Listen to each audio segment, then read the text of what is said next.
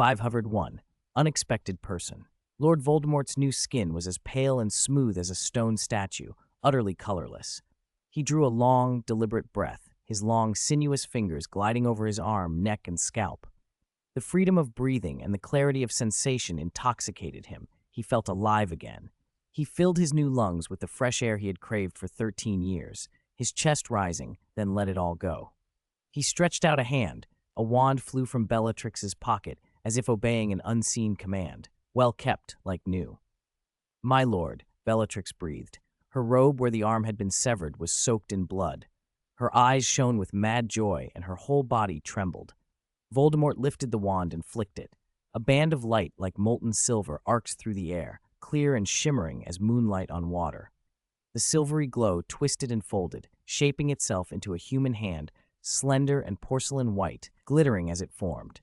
Under everyone's gaze, the perfect white hand floated down and fused seamlessly to Bellatrix's bleeding wrist.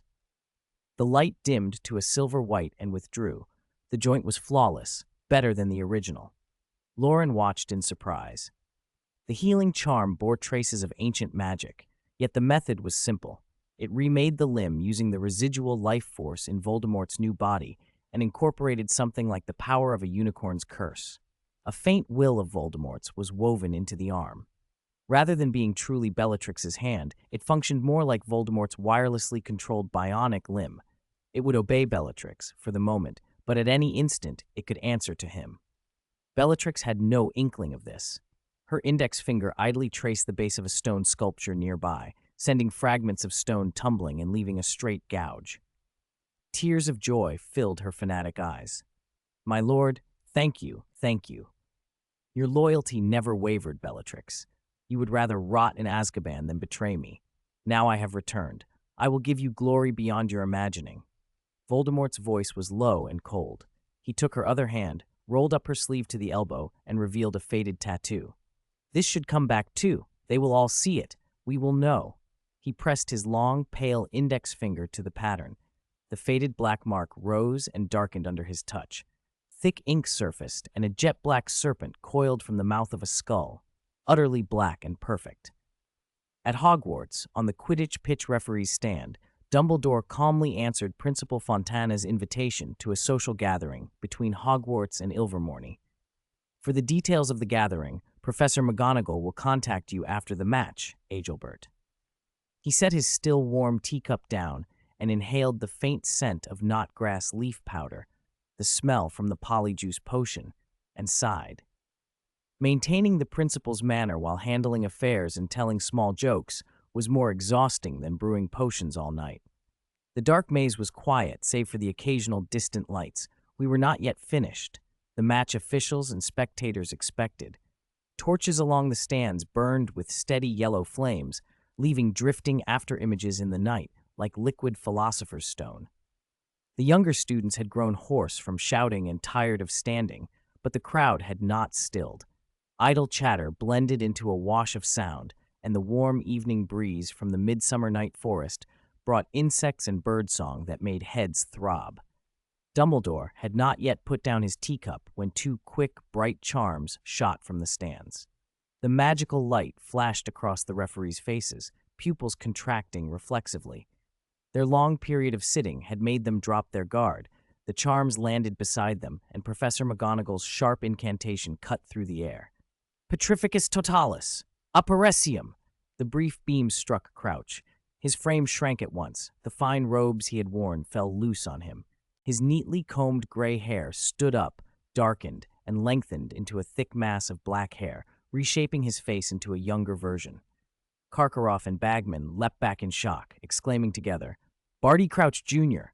Professor McGonagall hurried forward in quick, decisive steps. In a patrol cloak, she had immobilized the Death Eater who had infiltrated the stands with two precise charms, showing a resolute, authoritative presence beneath her years. "The match continues. I have already notified the Ministry of Magic." She showed no trace of panic. It had begun. Dumbledore nodded gravely. "Minerva and I will handle this. I ask the referees and commentators to maintain order for the match. After the Triwizard Tournament, I will explain everything." Madame Maxime and Principal Fontana paused, a little surprised, but said nothing and let McGonagall levitate the petrified Barty Crouch Jr. as she and Dumbledore made their way back toward the castle. Bagman's round blue eyes spun with worry.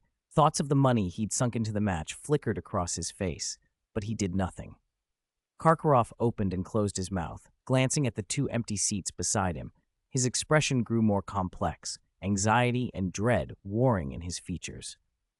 No one noticed that the stars and moon had been swallowed by dense black clouds.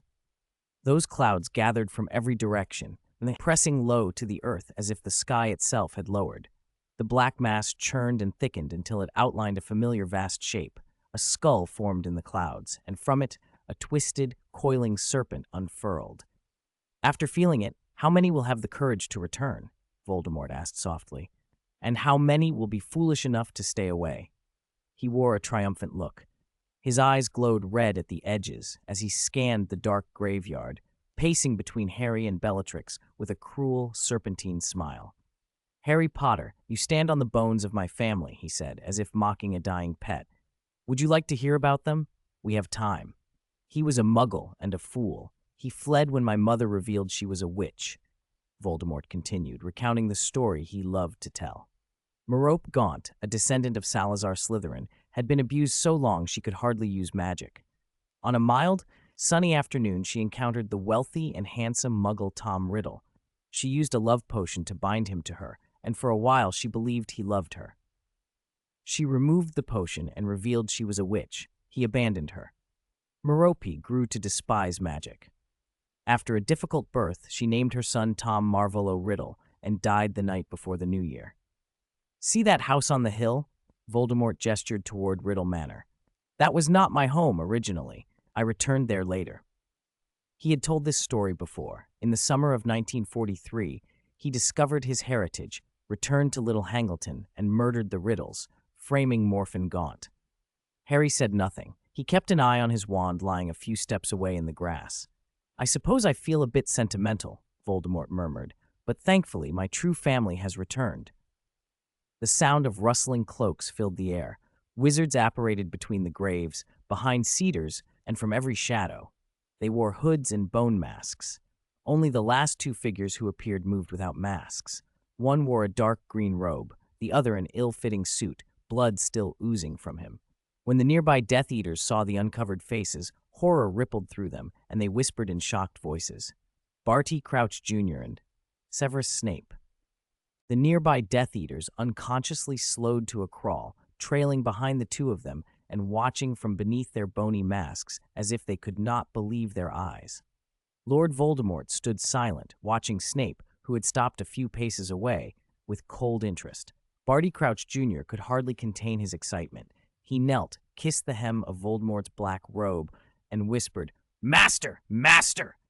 He rose and fell back to stand beside Bellatrix, eyeing her new silver arm with envy. Snape glanced at Harry, who was held fast by the statue of an angel brandishing a long-handled scythe, but made no move. He stood there like a carved figure among the surrounding Death Eaters, who one by one crawled forward, kissed Voldemort's robe, rose and formed a silent ring.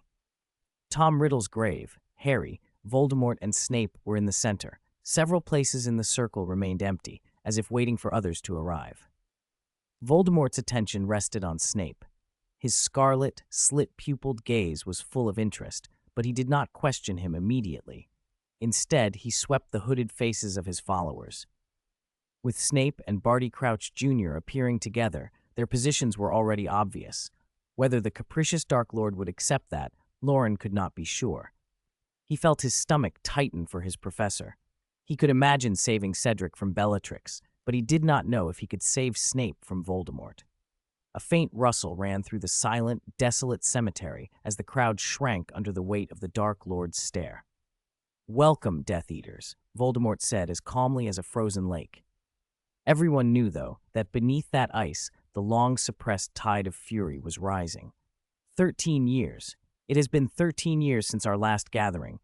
That night is still clear in my mind. You answered my call then as you have now. Are we still united under the Dark Mark? He lifted his monstrous face and sniffed, nostrils narrowing. "I smell guilt. This air reeks of guilt." The ring of Death Eaters shivered as one, as if every man wanted to back away but dared not. Loren could not smell anything, but he could see the fear etched on every face. 13 years have passed, and here you stand again, whole and powerful. I must confess, I am disappointed. None of you ever sought me out. Voldemort moved past Snape without looking at him and stopped before one of the circle, crushing his mask with a clawed hand. Avery. The Death Eater collapsed and prostrated himself at the Dark Lord's feet, trembling uncontrollably. Master! Master, forgive me! Forgive us! Crucio, Voldemort replied coldly. A terrible scream tore from the man as he writhed on the ground. Voldemort ignored it and kept moving, stopping beside a trembling figure. Not even you, Lucius. Lucius's mask shattered. He sank to his knees. My master, if there had been any sign of you, any news. There were signs, my clever friend, Voldemort cut him off. More than rumors, and yet you never acted. His voice was thin and merciless. I hear you haven't abandoned your old ways, despite your righteous facade. I hear you still take pleasure in torturing muggles. I will serve you forever, Lucius murmured, head bowed. But you never came for me. You thought I was finished. You thought I would be broken and unable to oppose that stinking fool Albus Dumbledore. Voldemort's words were slow, measured, and full of venom. Some of you even crept back among my enemies and pledged yourselves to him. Eyes turned instinctively to Snape. Some Death Eaters looked triumphant, others piteous. Lucius's head bowed almost to the Dark Lord's shoe. Voldemort sighed lazily. Lucius, you disappoint me. I expect greater loyalty from you. Of course, Master. Of course, thank you. Crabbe. The hulking man fumbled to kneel and kiss Voldemort's robe. Master, forgive me. Crabbe has always been loyal, you know. You did offer me some useful service once, Voldemort said, looking down at him, but not out of loyalty. Your son is more promising. He will prove truer to me. My honor, Master, Crabbe mumbled, his face nearly brushing the dew-damp grass. Voldemort went down the line, crushing masks and demanding allegiance. Not! Goyle, you will do better this time, won't you? MacNair, you dispatch dangerous beasts for the Ministry. Soon there will be better beasts for you to dispatch. I will provide. Thank you, Master, each answered, trembling. Rise, Voldemort ordered as he walked the perimeter, his gaze passing but not lingering. Though you have disappointed me, some of you never wavered. Bellatrix, Barty. He stopped before the two and smiled with approval. You chose Azkaban rather than betrayal. You were willing to risk everything to help me regain a body. When we are strong again, you will receive rewards beyond your wildest dreams. Willing to give everything to the Master, Bellatrix breathed, bowing and glancing at her new hand as if it were a glove. Voldemort reached out and stroked Barty Crouch Jr.'s hair. A diamond bright light flowed from his palm. He spoke in a voice only Harry and Bellatrix could hear. We are very much alike, you and I, both with disappointing fathers, both tarnished by our fathers' names, both of us glad to have killed our fathers. Barty's wounds knit at the touch, the torn flesh sealing and leaving only dried blood. He had knelt without thinking, staring up with eyes that shone with a strange, fierce light. And what about you, Severus? Voldemort asked, turning full on Snape. His hollow, scarlet gaze seemed to pierce straight through him. Snape's lids were half lowered. He half kneel on his right leg, voice composed. To serve you. Voldemort studied him for a long moment, then turned to his followers. Do you think he can still be trusted? Loren felt his heart jump. The crucial moment had arrived. Barty Crouch Jr. licked his lips and began, slow and precise, to tell what had happened. His limbs had been stiff and numb from the binding spell. His eyes had been covered with a black cloth. After the sound of the door opening, there had been a tense silence, then the rustle of a search. The hidden box had been unlocked with 7 clicks. 2 old men had offered casual greetings. Moody's methods were brutal, Barty said, but the pain of the flesh could not compare to the torment of the Dementors in Azkaban. Perhaps Moody had no other way but to use that old man to trick him. Even at the end, there had been no Veritaserum. Dumbledore was senile, the other professors pedantic and absurd. Had Snape also lost whatever skill he had for brewing Veritaserum? The story continued. The door had closed. The world had gone black. The binding spell had been recast. His body had picked up other wounds. His wrists and ankles were held in Moody's special chains. He had sat in that office and tried to calm himself. Familiar surroundings made him relax. He had used that office for a year. How had his identity been exposed? Perhaps by the castle's protective magic. The enchanted ceiling had betrayed him the first day he entered the Great Hall. He had torn the ceiling in front of everyone, and they had assumed it was merely bad weather simulated by the roof. Even now that they had him, what could they do? Continue the tournament and watch as the Dark Lord won. He had been bitter at the thought that he might not live to see Voldemort return. Then, once more, the door had opened with a creak. "Severus helped me escape," Barty said plainly, "and when I felt the pull of the Dark Mark, we came together." Bellatrix screamed, "Don't trust him!" Voldemort, showing interest, said softly, "Why?" "In 100 ways," Bellatrix snarled, her silver hand clenching. "When the Dark Lord vanished, where were you? After he disappeared, why did you make no effort to find him?" Snape's smile was thin. "I can answer that, Bellatrix. I can answer all of your questions. But first let me say, for 13 years, many of you whispered that I betrayed the Dark Lord and sided with that senile Dumbledore." He paused, breathed, and continued levelly. "Have I ever betrayed anyone? Have I ever used your names or your actions to win favor from the Ministry or Dumbledore?" Bellatrix faltered. The Death Eaters muttered among themselves. Snape did not press them. He answered Bellatrix instead. "On that fateful night, I was at Hogwarts. I took a position there so I could monitor Albus Dumbledore." Voldemort inclined his head, inviting him on.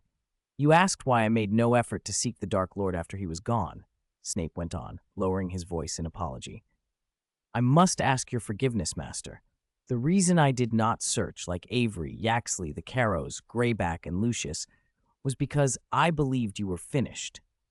Lucius and Avery's breathing hitched. Their temporary ease vanished. They stared at the man who had pulled them back into peril, their eyes full of hate. The tense atmosphere tightened all at once, and Loren's guard went up. "Please forgive me," Snape repeated. Voldemort raised an eyebrow. "Rise, Severus, stand." His voice was slow and cold. "You ask me to forgive you? I will not forgive or forget the 13 years. I want you, and all of you, to repay the debt of those years. Only then will I forgive." "To serve you," Snape said again. "Is that loyalty?" Bellatrix shrieked, mad with fury. "While I endured Dementors in Azkaban, you hid at Hogwarts, living comfortable under Dumbledore's favor." Her chest heaved, her face was flushed. "What were you doing all those years, wallowing under Dumbledore? Will you say you were secretly watching him? 3 years ago, why did you stop the Dark Lord from getting the Philosopher's Stone?" "There were many reasons for staying," Snape answered. "A secure position to observe Dumbledore's actions, to investigate what truly happened that night. Master, you knew my motives." Voldemort's eyes narrowed at the mention of the past, but he did not interrupt. 3 years ago, all I saw was that greedy, incompetent Quirrell trying to steal the stone. I admit I played a small part in stopping him, but I must say, if I had known your plan then, I might have returned 3 years sooner." Over the years, Harry had grown used to the enigma that was Professor Snape, always suspecting him, yet drawn back to trust him again. He had even become numb to the petty vindictiveness in potions. He'd be surprised if Snape didn't take points from him once in a while.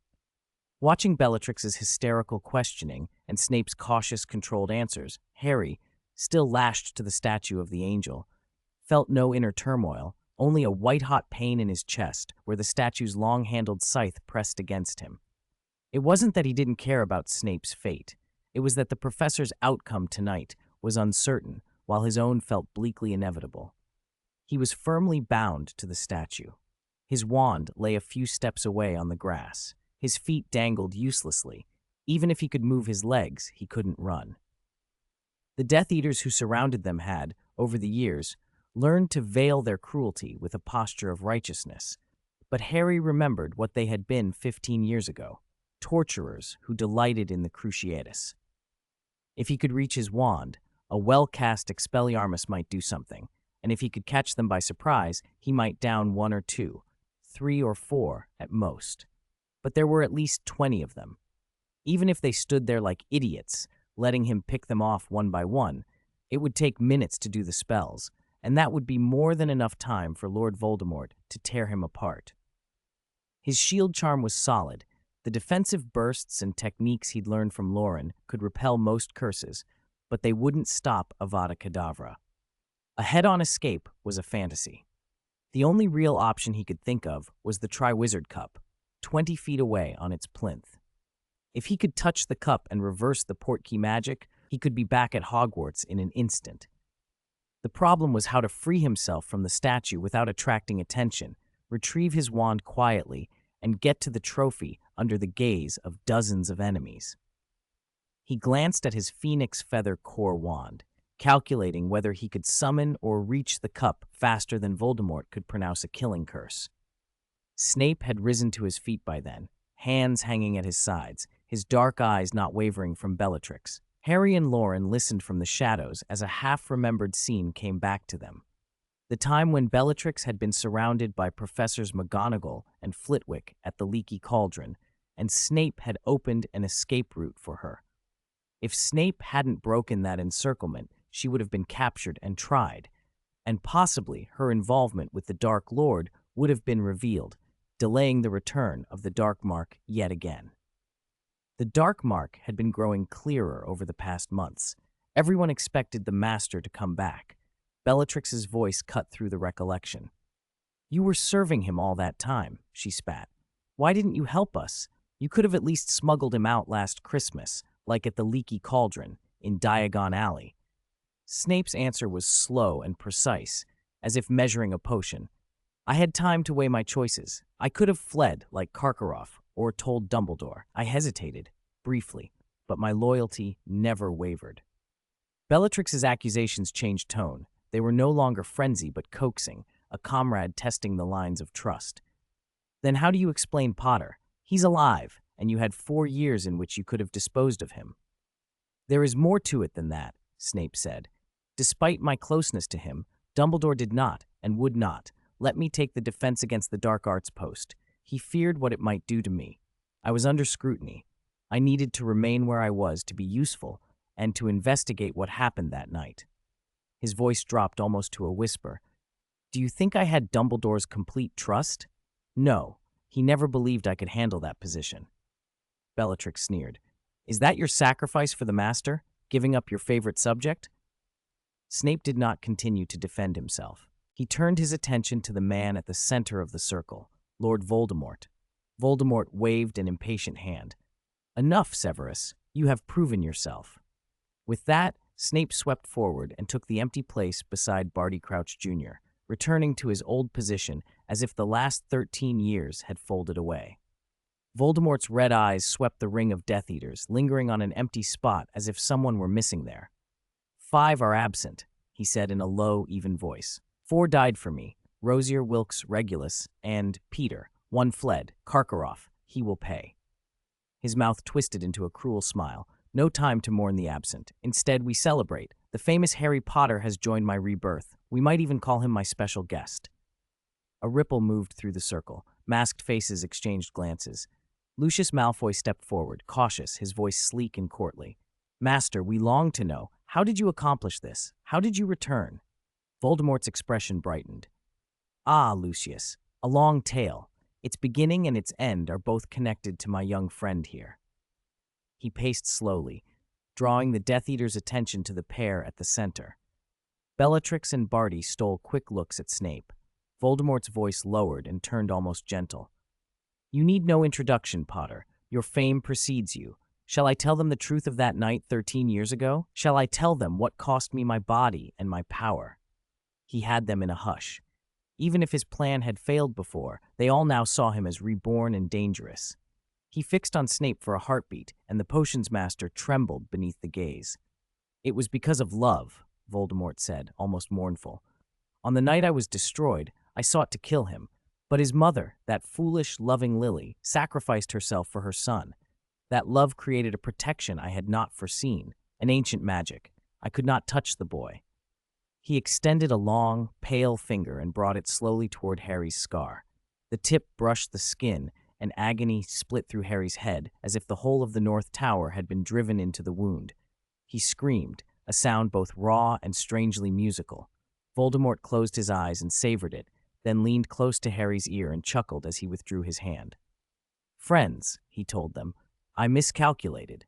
My magic rebounded because of that woman's sacrifice. My spell should have consumed everything. Instead, it stripped me of form. I was less than a ghost, a revenant. But I did not die. For 13 years, I was something else. I sought immortality by any means. He told them then, calmly and in detail, of the years he'd spent clawing back. How he had tempted Quirrell and used the Philosopher's Stone, thwarted, he hinted, partly by Severus's interference. How later, limited and desperate, he had placed hope in lesser instruments. He spoke of being trapped in Albania, of schemes and failures, and of taking comfort where he could. A youth named Vincent, Crabbe's son, found me, Voldemort said, eyes glinting. He was humiliated at school, ridiculed by Potter and his friends. He sought power, and he accepted me. He gave Harry a look almost of curiosity, as if watching an insect. But Vincent, like others, was not fit to contain me. So I sought my ancestor, the greatest of the four founders. Salazar Slytherin's legacy assisted me. My bloodline was my luck. He spoke of possession, of Wormtail's role, of bones and flesh and ritual. I studied Slytherin's secrets at Ilvermorny, honed ritual until it was perfect. The components were simple: a father's bones, a servant's body, and the crucial ingredient, the blood of my enemy, Harry Potter. Some suggested any blood would suffice, any enemies, but only you would do. The protection Lily left would be tied into my blood as well. Only you, Potter, could bind me back to life.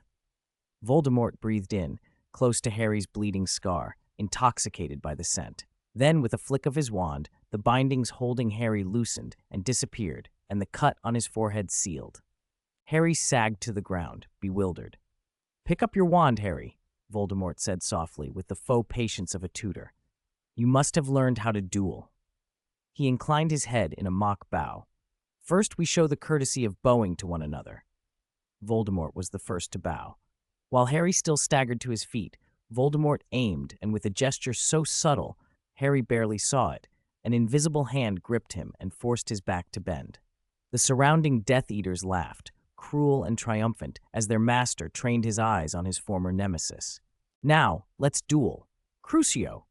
Intense pain swallowed him. Harry's eyes rolled in his head. There was no room for thought of escape. He fell to the ground, a terrible, high keening tearing from his throat, unlike any sound he'd ever made. It was as if red-hot blades were being driven into every inch of his flesh, scraping his bones inch by inch. The agony lasted who knew how long, and then, just as his vision began to blur, it stopped. Harry rolled over and hauled himself up, his whole body shaking. "Pause," Voldemort ordered, as if he were a hunting python, coiling and loosening around his prey to prolong the torment and savor the kill. "Rest for a while. Does it hurt, Harry? Do you want me to do it again? Or should I end this now?" Harry didn't answer. In his heart, he sighed. He still hadn't found a way to draw Voldemort and the Death Eater's attention away long enough to summon the trophy and activate the portkey. His fingers brushed his holly wand. Never mind, he would try. If he died, he died. Out of the corner of his eye, he saw something shimmering not far off. He staggered toward it, his legs weak, almost bumping into the human wall of Death Eaters. A thin mist had risen over the graveyard under the night sky. Voldemort's sinister eyes pierced the haze, glowing faintly crimson. The Death Eaters' mocking laughter rolled across the field. They always seemed to take pleasure in the suffering of others. Loren, hidden among broken stone and weeds, watched through a narrow crevice. He searched for traces of Dumbledore's presence while replaying Voldemort's earlier words in his mind. 13 years ago, Lily Potter had sacrificed herself with ancient magic that left a protective power in Harry. Because Voldemort had used Harry's blood to regenerate his own body, that ancient protection existed in both their bodies in some fashion. Even so, the charm forged by Lily's sacrifice still existed, though perhaps split between two states. A smile, small and wry, touched Loren's lips. Voldemort's calculations might have backfired. From the memories he had, the twin wands were the key, one of Holly, one of you, both bearing cores from the same phoenix's tail feather. "Perhaps you're already tired of our duel," Voldemort taunted. "Do you want me to finish it now, Harry? I'll give you a painless release, very quickly." Seeing that Harry could hold his wand again, Voldemort lifted his. But Harry was ready. Instinct took over. He used his most familiar charm. Avada Kedavra! Expelliarmus! A blast of green collided with a surge of red, and in the space between them, the two spells braided into a dazzling golden light. Magic exploded and churned where they met. On an almost imperceptible level, two mysterious links seemed to bind their souls and bodies together, woven as if they were parts of one another. Harry knuckled his wand with both hands as it vibrated violently, feeling the power trying to tear free. Opposite him, Voldemort's pale, slender fingers gripped his wand just as fiercely. The wand's cores exerted their will. The raw magic poured out of both of them as if it had to be spent all at once. Golden threads leapt from wand to wand. Then from that center shot hundreds of lightning-like arcs that spiraled and converged into a domed web of light, trapping Harry and Voldemort inside and keeping the Death Eaters out. Every muscle still quivered from the Crucio. Pain crawled through every vessel and bone, slowing Harry's thoughts to a crawl. But one idea remained: wring every last ounce of strength out of himself and hold on. In the dead center of the struggle, he felt something odd, as if his wand were drawing in power, growing stronger. The web of light trembled. A clear, sustained note rose, a single, beautiful melody, the song of a phoenix. At the sound, Voldemort's wand shuddered and began to breathe out wisps of gray smoke. The smoke detached, gathered inside the golden dome, and the first wisp resolved into a severed hand that faded. More wisps solidified into shadowed forms, a head, then a torso and limbs. Horror flashed across Voldemort's face within the web and across Barty Crouch Jr.'s face outside at the same instant.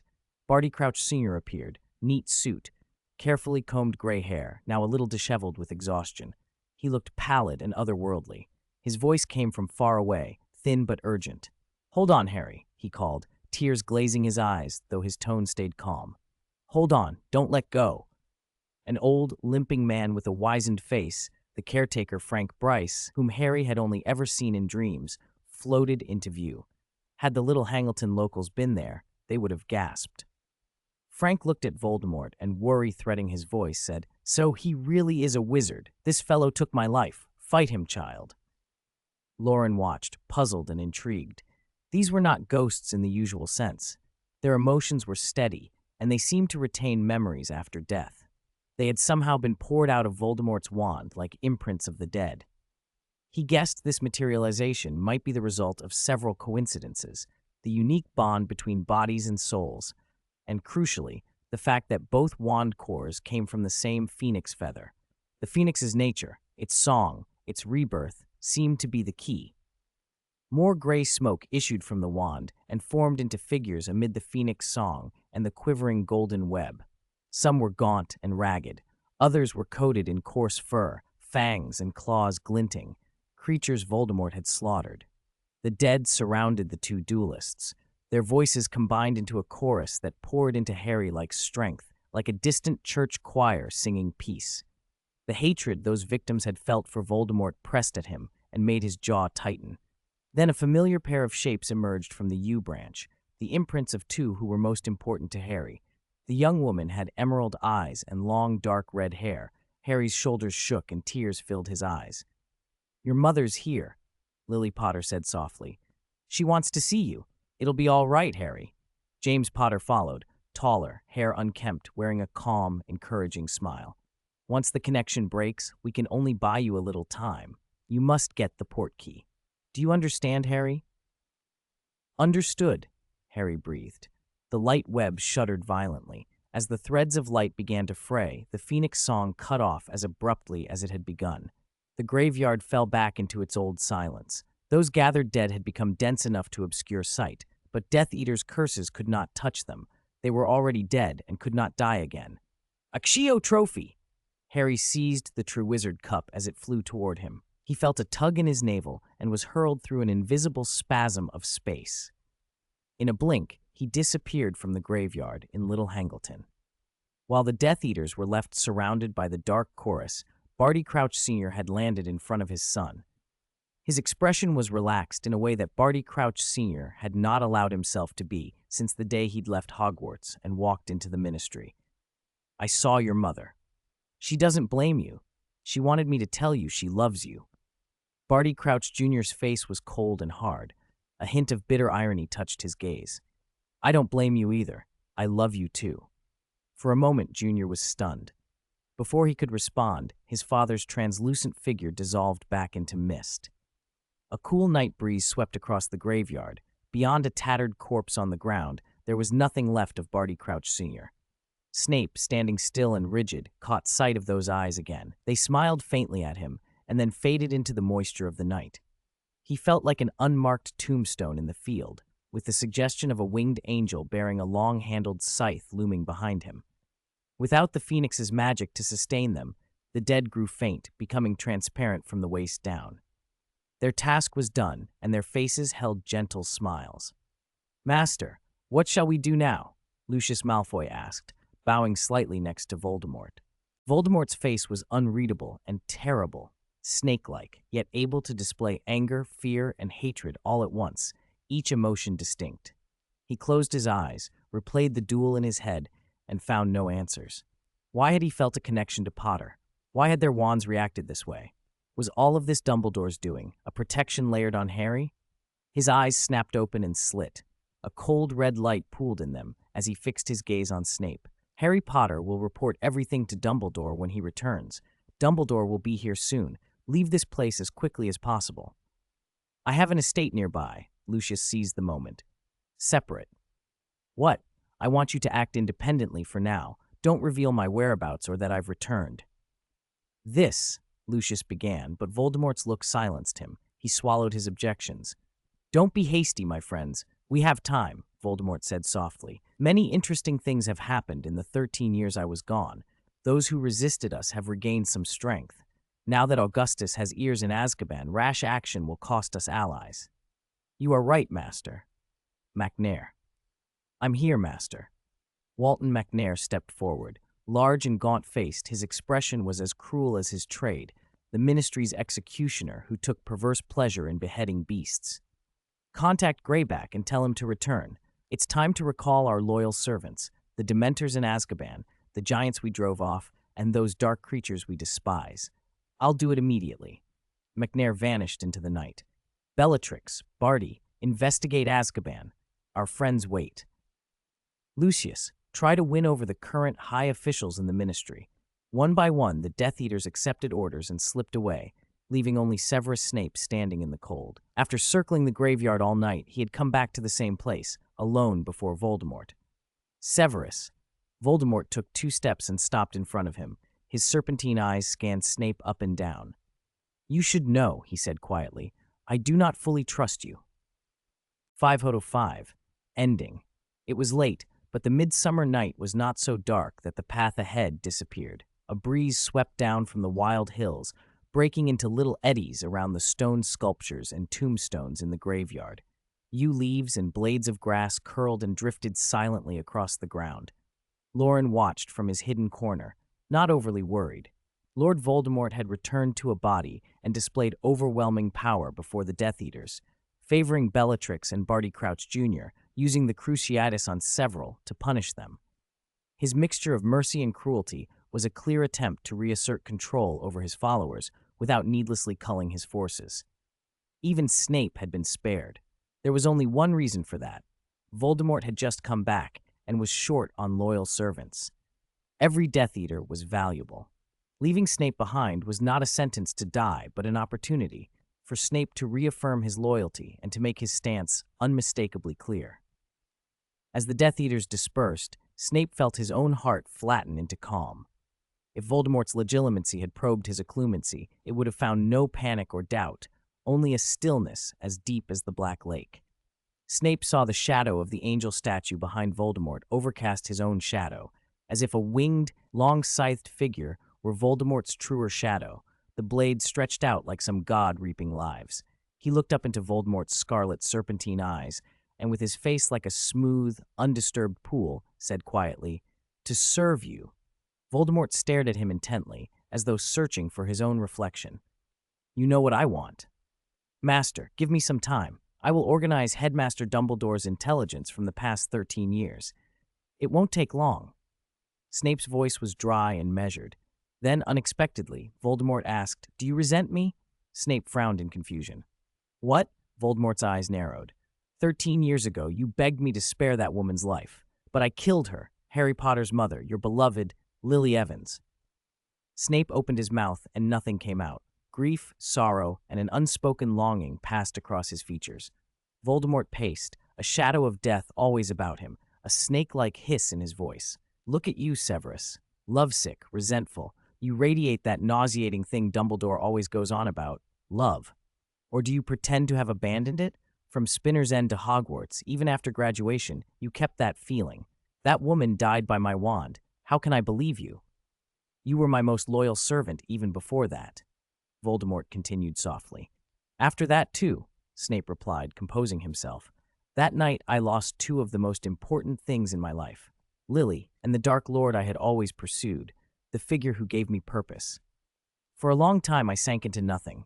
I stayed at Hogwarts as an ordinary potions teacher, grading, lecturing, reading journals. I endured the coldness of McGonagall, Flitwick, and Sprout. I had no goal, no path, just an empty shell. If anything interested me, it was only potions. Voldemort listened without speaking. For a moment his expression softened in a way Snape could not see. Snape went on, absorbed in his own account. Until Quirrell tried to steal the Philosopher's Stone, I found a new pursuit, an ultimate pursuit, inspired by you and driven by Lily's death. Conquer death, achieve immortality, Voldemort said, his voice slightly hoarse. Loren slowed his breathing. He understood Snape's plan. He was aligning himself with Voldemort's stated goal. Voldemort would never suspect that Snape's true ultimate aim was resurrection, not merely immortality. Snape's black eyes glittered. He raised his voice a degree. The Philosopher's Stone is a clue to the elixir of life, but Dumbledore was wary of me even mentioning it. After Quirrell's failure that summer, he and Nicholas Flamel supposedly destroyed the stone. I suspected that might be cover, so I investigated. I spent a year confirming that Flamel and his wife were really gone. No trace of them, neither here in Britain nor in France. You overthink, Severus. Dumbledore would not lie about that. He fears others getting such power, Voldemort said, almost admiringly. He's timid and cautious, always calling death an adventure, yet hiding at Hogwarts, avoiding danger. He fears being surpassed. Later I found new clues, Snape said, pausing. Then he spoke the word that made his pupils contract. Horcrux. A dangerous light flared in Voldemort's eyes, bright and terrifying. What else do you know? There is a book in the restricted section called Advanced Dark Arts. The despicable Hellbow left instructions on making Horcruxes, but the crucial page was torn out. Snape bowed slightly. Great Dark Lord, Severus is willing to be your most loyal servant forever.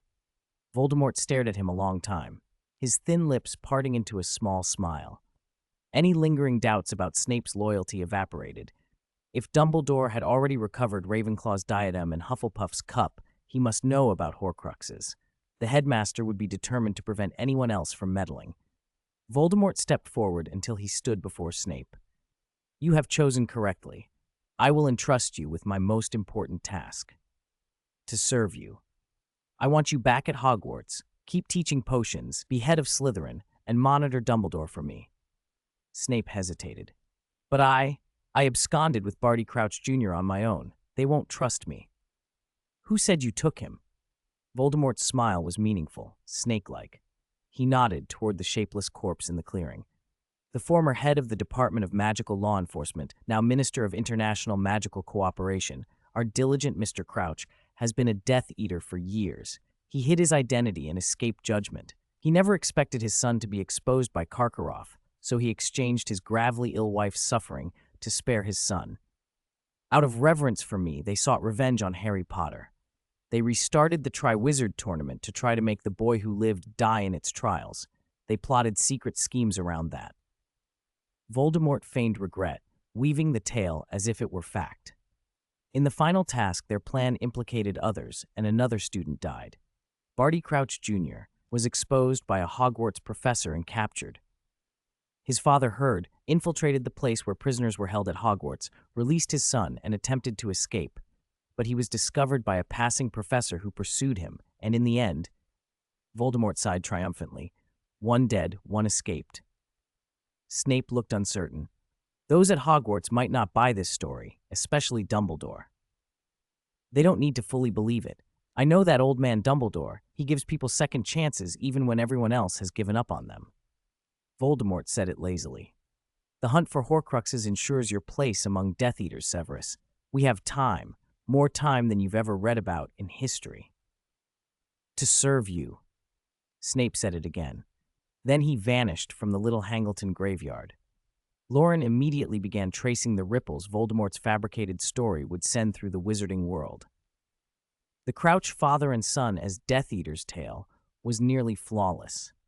The Death Eaters would spread it like wildfire. Dumbledore and his allies would counter with other accounts about you-know-who's return. Whether the general wizarding population believed one side or the other would hinge on whether Voldemort exposed his location. That Voldemort had invented such a tale meant he had a plan in motion. Just as Loren thought Voldemort would soon leave, he watched him approach the withered corpse in the middle of the clearing. After slipping his wand back into his black robes, Voldemort turned his face to the air, as if waiting for something. Night closed around the desolate graveyard. Then, in the small clearing, a bright orange-yellow flame bloomed in midair. Though there was nothing to burn, the flame swelled and coalesced into an adult-sized fireball. Under Voldemort's gaze, it roared and popped as it tore the air apart. A figure stepped from the flames. A man in gray-white robes, hair encircled with olive branches, his long white beard tied neatly. Through the dying embers, Loren saw the old face, bewildered and shocked. He pulled at his stiff lips inward and thought, what a spectacle. If Dumbledore hadn't been here from the start, he would have eaten the stone angel statue in front of him. Good evening, Headmaster Dumbledore, Voldemort greeted with a false warmth. It's a pity there's nothing here to entertain you. Good evening, Tom. Dumbledore accepted the reality quickly, his expression hardening. Perhaps we could go somewhere else, where an old man can have a drink. I've walked a long way. I don't mind walking further. Voldemort glanced toward Riddle Manor on the mountainside and replied coldly, Believe me, Headmaster Dumbledore, the road I have walked is far longer and far harder. I know something of it, Dumbledore said, looking across Crouch's corpse at Voldemort. I have seen old trees strung with snake bones in Albanian forests. Even at Hogwarts, my students have met desperate wraiths with nowhere to go. But not everyone has Harry Potter's luck, Voldemort said, nodding at the corpse and curling a thin smile. Perhaps poor Cedric needed an excellent teacher to guide him down the path of death. Dumbledore's lips pressed tight. His ancient wand was clenched in his hand. His robes swelled as if in a powerful wind. Immense magic gathered in his still robust frame, a torrent poised to be unleashed. Voldemort's face grew sullen as he moved cautiously around the corpse, trying to avoid Dumbledore's searching defenses. They had clashed before. Though the outcome had never been decisive, the result had been that Death Eaters avoided direct attacks on Hogwarts itself. Voldemort could not bear the mounting pressure forever. In a blur, he raised his U-wand and fired, Avada Kedavra. A thin, relentless line of green light shot forward. A bright orange-red flame flashed, and the killing curse was swallowed by the scorching fire. The duel had begun in earnest. Golden charms and green curses rained across the graveyard. Voldemort melted into a black mist that had already seeped through the clearing. Dumbledore's robes whipped as he flickered from one position to another, his figure dancing across the battlefield as blast met counterblast in the night. 5/6. Confrontation. The portkey clung to his navel and tore through a space so thin it was almost nothing. Harry closed his eyes and lay still, as if every ounce of strength had been drained from him, battling Lord Voldemort. The scar on his forehead throbbed faintly, and his head swam. It felt like an eternity and a blink at once before he fell to the ground, face first in the grass, the smell of cut lawn filling his nostrils. Exhaustion and fear kept him pinned there until a wave of noise washed over him. Footsteps, cheers, shouting, "Harry! Harry!" At the sound of approaching footsteps, he opened his eyes and saw the stars winking above. Professor Minerva McGonagall was crouched over him. Not far off, Hagrid, huge as a small mountain, was running, the earth under Harry's head vibrating with each of his steps. "He's back!" Harry loosened his grip on the trophy and clutched Professor McGonagall's wrist. Dizziness made her face blur and clear. He shoved the urgent words out of himself. "Voldemort is back. Cedric's dead. Cedric was murdered." McGonagall's hand trembled, Then she gathered herself and stroked his hair like one might soothe a frightened animal. "Calm down, Harry. You're safe now." But the words were a soft current under a tidal wave of fatigue washing through him. His eyelids grew heavy, the stars smeared into streaks, and the clamor around him dulled. "What happened, Professor McGonagall?" he asked before his vision dimmed. Headmaster Fontana and the other judges had gathered. They saw the champion unconscious in McGonagall's arms, the trophy slipping from his grip. Even Madame Maxime, for whom the cup meant little, let out a long, resigned sigh. She ordered the nearby students to clear a path so Madame Pomfrey could come through with her medical kit. The maze, the Triwizard Tournament. "I don't know what you lot were thinking," Pomfrey grumbled as she began to examine him. Snape had not appeared all night. Karkaroff watched the arriving professors with shaking pupils, his hands clenching and unclenching on his forearms. He looked as if he might bolt from Hogwarts at any moment. "He's fainted from exhaustion," Pomfrey breathed in relief. "Someone has brought the trophy out of the maze. There's a result. Let's finish tonight." McGonagall set things in order. "Have the patrols bring the other champions out. Let them rest for the night. We'll announce the official results tomorrow."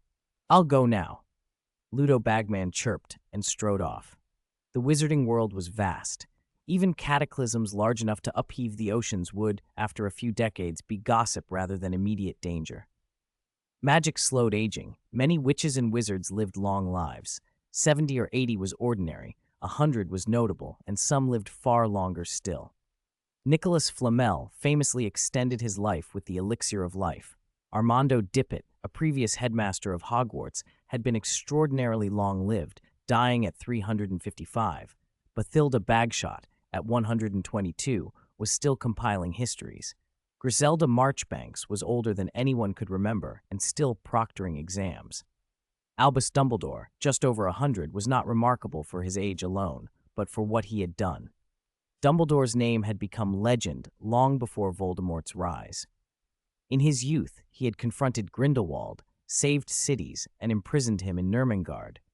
When Voldemort gathered his Death Eaters and the Wizarding War cast darkness over the world, Dumbledore reappeared as a protector, guarding Hogwarts, sheltering Muggleborns, and finally presiding over Voldemort's downfall.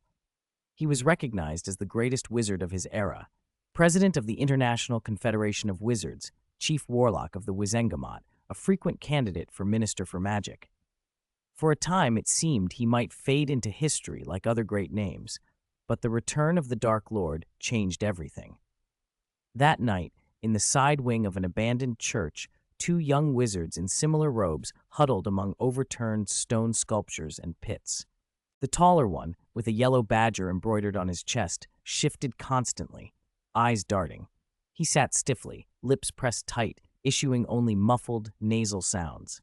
The smaller boy beside him bore a lion on his crest.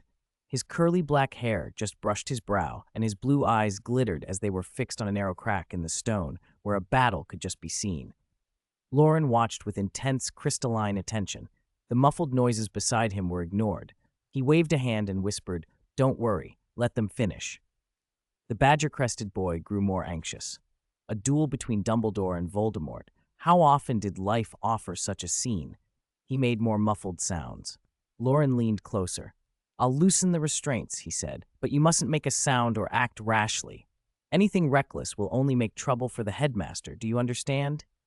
The boy nodded furiously. Loren tapped him with his wand, and the invisible bonds slackened. Stiff and sore, he shoved himself forward and fixed his gaze on the crack. "Ever since you saved me, I've wanted to watch," he whispered hoarsely. "But you know who and the Death Eaters were there. I could only listen, not see. It felt like something was clawing at me inside." Loren's face softened, but he kept his voice low. "Stop talking. Watch the duel." A sound like a mournful wind crept up from the black mist near Riddle's tombstone, a sibilant hiss rolling like distant thunder. "Dumbledore!" The black mist surged and vomited pale, eerie green lights. Avada Kedavra currents aimed like bullets. None landed on Dumbledore. Each strike found only a blind spot in Voldemort's assault. Dumbledore moved his wand, and the stone statues around them seemed to come alive. Milera, brandishing a flaming sword, strode forward. Gabriel beat his wings and swooped down. Cupid loosed sharp stone arrows. The statue's attacks grazed the black mist but had little effect. Avada Kedavra blasted were meant for living flesh, not cold marble. Still, the corrosive darkness ate at the statues. Their stone arrows crumbled. Malera and Gabriel's forward movements stiffened as the black mist coated them, and a raised angel sword froze mid-swing, its tip stuck in the air, immobile. "Coming here alone tonight was your most foolish choice," came Voldemort's voice from the shadowed fog. "Dumbledore, you are old." "Am I?" Dumbledore hovered in the night air, robes billowing. He stroked his beard and smiled. "Many say I've still got the same youth I had once." The black mist formlessly congealed, as if scoffing, then suddenly lunged windward toward Dumbledore with a fierce whistling speed. Dumbledore drew his wand horizontally across his chest, painting a circle from his left shoulder over the crown of his head. Bright yellow flame burst forth, and the air around him seemed to turn to grease for the fire. The flames spread like mist and leapt outward, meeting the blackness faster than expected. When they touched the corruption, the air filled with hissing, scorching sounds. The dark cloud shrank under the blaze until only a spot remained before the tombstone. The flames steadied into a sword of fire, shaped like the frozen stone blade, and swung down, only to be stopped by a shining silver shield that burst up beneath it.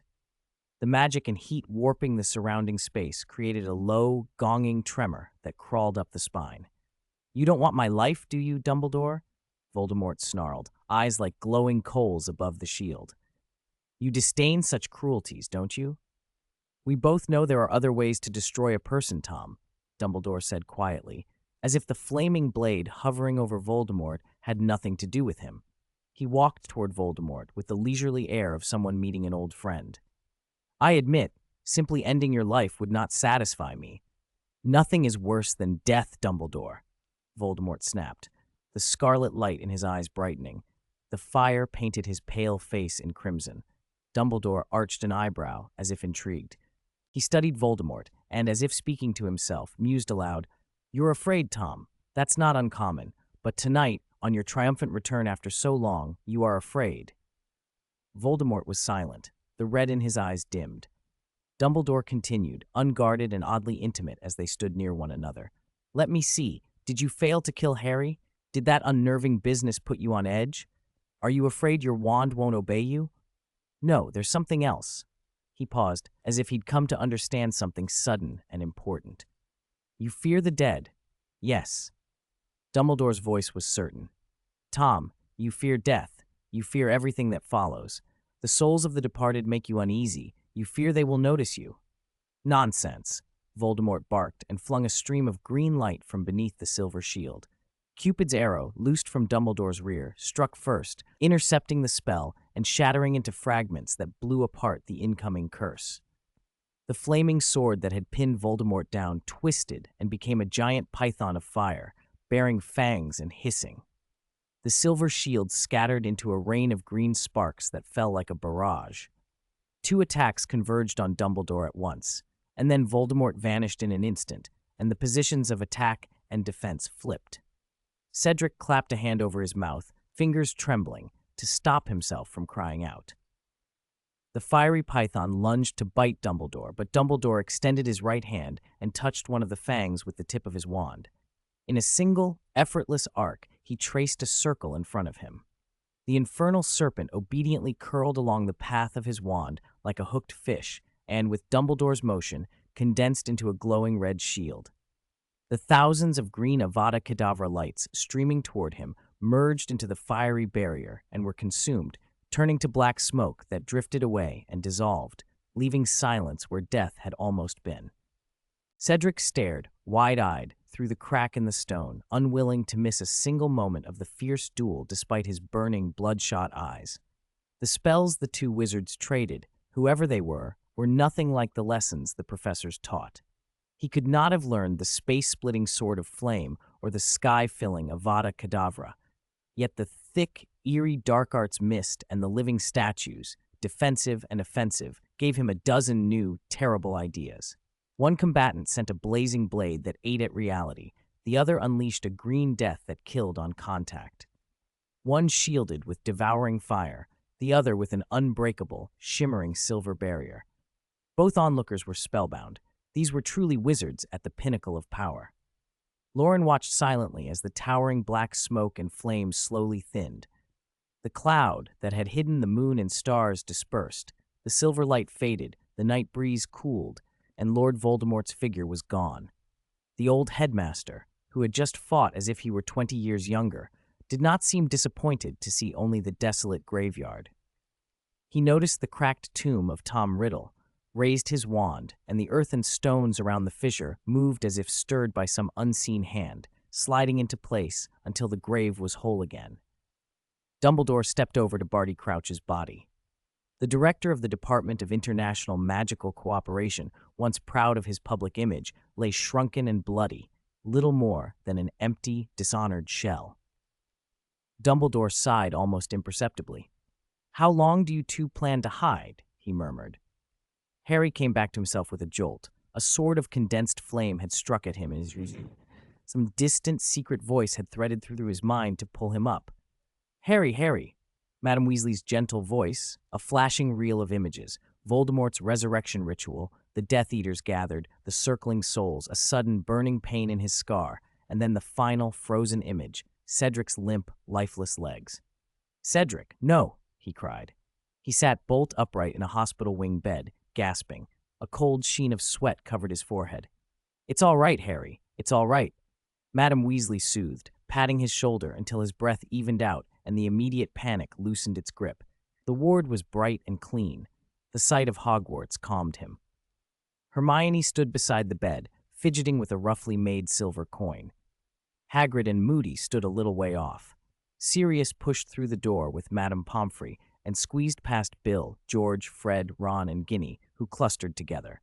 Madame Pomfrey finished a clinical examination and in her precise way announced, "He has a minor injury to his arm, though the healing charms were well done and it's healed. The rest is exhaustion, physical and magical. He needs rest for a few days. Don't worry." Sirius ruffled Harry's hair. His eyes were red, but he said nothing else. The weight Harry had kept pressed down since leaving the maze broke at the sight of so many familiar faces. Tears stung, but he did not let them fall. "Lord Voldemort is back." Cedric was. He choked on the words. Moody's brow knit, his magical eye turned, and looked as if it could not accept what it had heard. The Weasleys' faces went pale. Pomfrey and Hagrid looked more than worried. Cedric is fine. He's talking to Dumbledore in the headmaster's office," Hermione said in a calm voice that sounded sweeter than any mermaid song to the tense crowd. She held up the small silver coin between forefinger and thumb. Loren said that if Harry woke, he could come up to the headmaster's office. Harry's mind stalled. He had seen Cedric's body. He had watched Bellatrix's curse hit him. For a moment, the world tilted. Then a sliver of possibility opened. Polyjuice. Someone could have been pretending to be Cedric. If so, it was a Death Eater's design. Grief turned into a hot, bright anger and a fragile, stubborn hope. "I'll go with him," Ron said quickly. "Me too, and me. Stop fussing."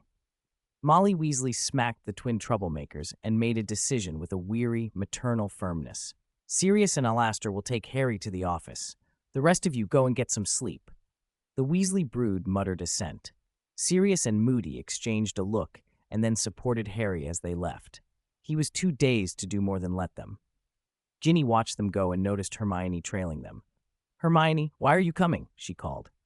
"I'm going to find Loren," the girl replied coolly, with a chill she seldom showed. Ron glanced around, then ran after them. "I'm coming to find Loren, too." The wooden prosthetic leg of the supposed retired Auror thumped down the empty corridor. Harry, blank-faced and still reeling, leaned on Sirius. No one pressed him with questions. No one could blame them.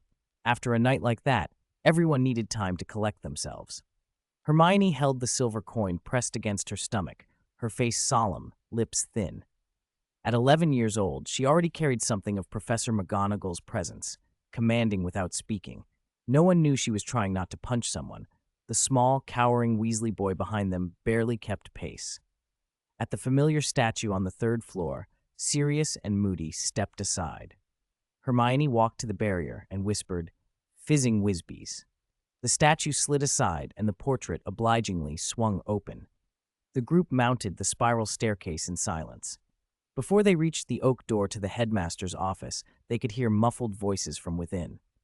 Cedric, I will not conceal everything that happened tonight, but, for the safety of your family, be careful about what you tell others.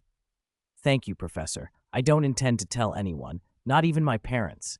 Cedric's voice, tired, raw, made Harry's heart lurch. He'd watched Cedric struck. How could he be tired and talking? The possibility hardened in Harry's mind. It had been Polyjuice. Someone had impersonated Cedric. Harry's sorrow snapped into anger, and a thin, reckless hope. Hermione's lips tightened. She knocked on the oak door. Headmaster Dumbledore? Harry is here. Come in. The headmaster's office was dim, lit by a few candles. Fawkes the Phoenix was tucked into himself on his perch. The portraits of past headmasters hung turned to the wall. On the desk were 3 steaming cups of pumpkin juice. Cedric sat opposite, his robes rumpled and torn in places, but still carrying the calm dignity of a Hufflepuff prefect. He looked pale. Loren sat next to Dumbledore and turned to smile at them. Dumbledore inclined his head to Cedric. That will be all for tonight. If you cannot sleep, you may see Madame Pomfrey. I highly recommend a short hypnotic treatment to help you forget the worst of this evening. Good night, Headmaster. Good night, Loren. Cedric stood and bowed politely as the others entered. As Harry passed, Cedric winked at him. Everything about the boy, his face, his manner, was unmistakably Cedric Diggory.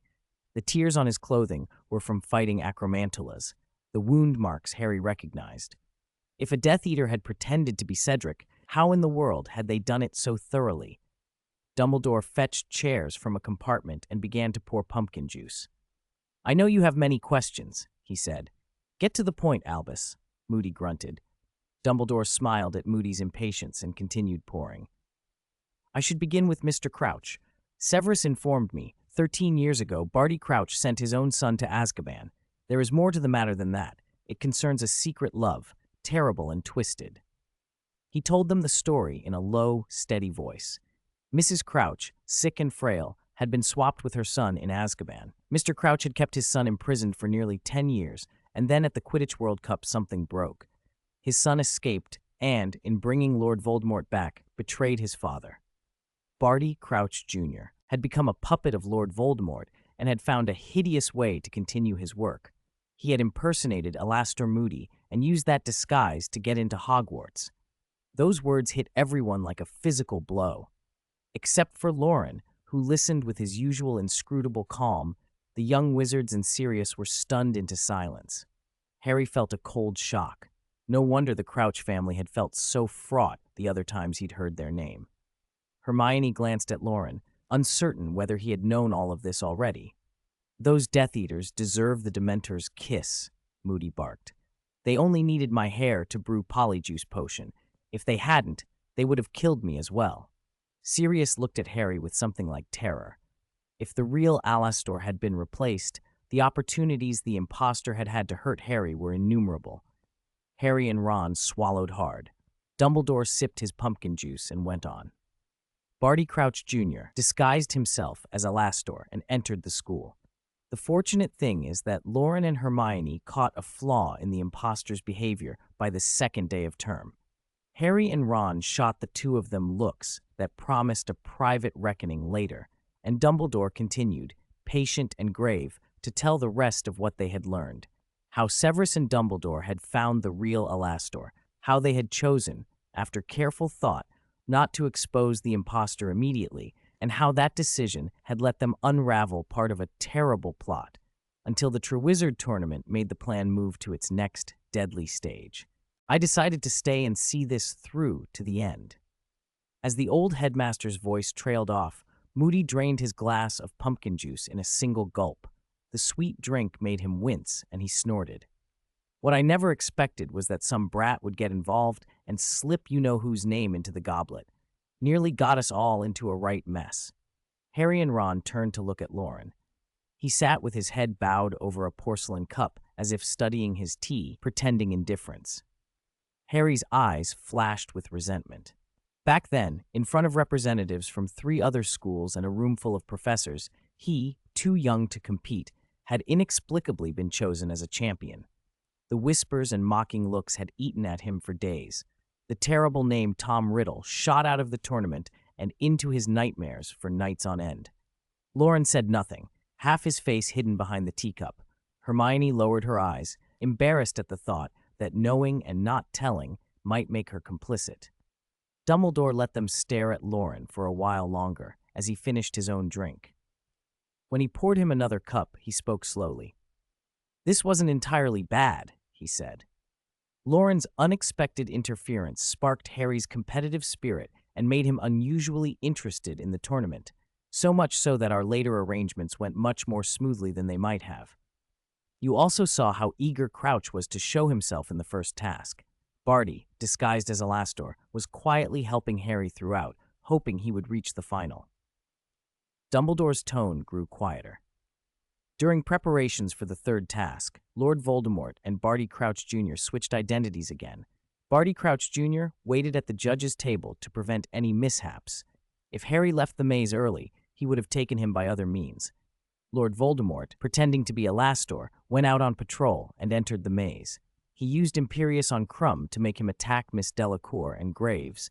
Cedric performed far better than expected. After defeating Crumb, he joined with you and then overcame the final Acromantula. In the end, Voldemort had to share the Champion's Cup with you. No one had expected the placid maze to hide such turmoil. Moody's magical eye narrowed. Sirius's expression was frozen. Harry's jaw dropped. But I saw Cedric hit with Avada Kedavra. He looked dead. "That's another story," Dumbledore said, smiling sadly as he lifted his cup. "Let this old man rest a moment. Loren, tell them what you did." Loren met everyone's questioning looks and grinned. "There's nothing heroic about it. I felt uneasy before the tournament started, so I had Dobby hide in the maze. When the portkey took Harry and Cedric away, I followed." Moody's blue eye swung to Loren, then to Dumbledore. "Hey, all questions and suspicion. How did a student know Voldemort's plan? How did he know where Voldemort would go? How could he rescue someone under Bellatrix's nose without being noticed?" Dumbledore lowered his lids and toyed with his teacup, refusing to answer. He didn't need to. Loren's quick action had spoken for itself. "To keep Bellatrix from looking too closely, I transfigured a fake body out of leaves," Loren added with a sigh. "In the end, it wasn't needed, but—" He sounded almost regretful. Harry stared, mouth slack, numb and hollow. He who had been at the center of it all, chosen by the goblet, abducted by Voldemort, confronted by Death Eaters, felt as if others understood the whole thing better than he did. His selection had been arranged by Voldemort. The headmaster had given his approval to certain moves. Death Eaters had helped in ways he'd only just been told about. Voldemort and a house elf had been in the maze. Voldemort had taken him. Loren had followed. How much more was he missing? Who, in that account, was really the chosen boy? Yet beneath the anger was relief. Cedric had lived.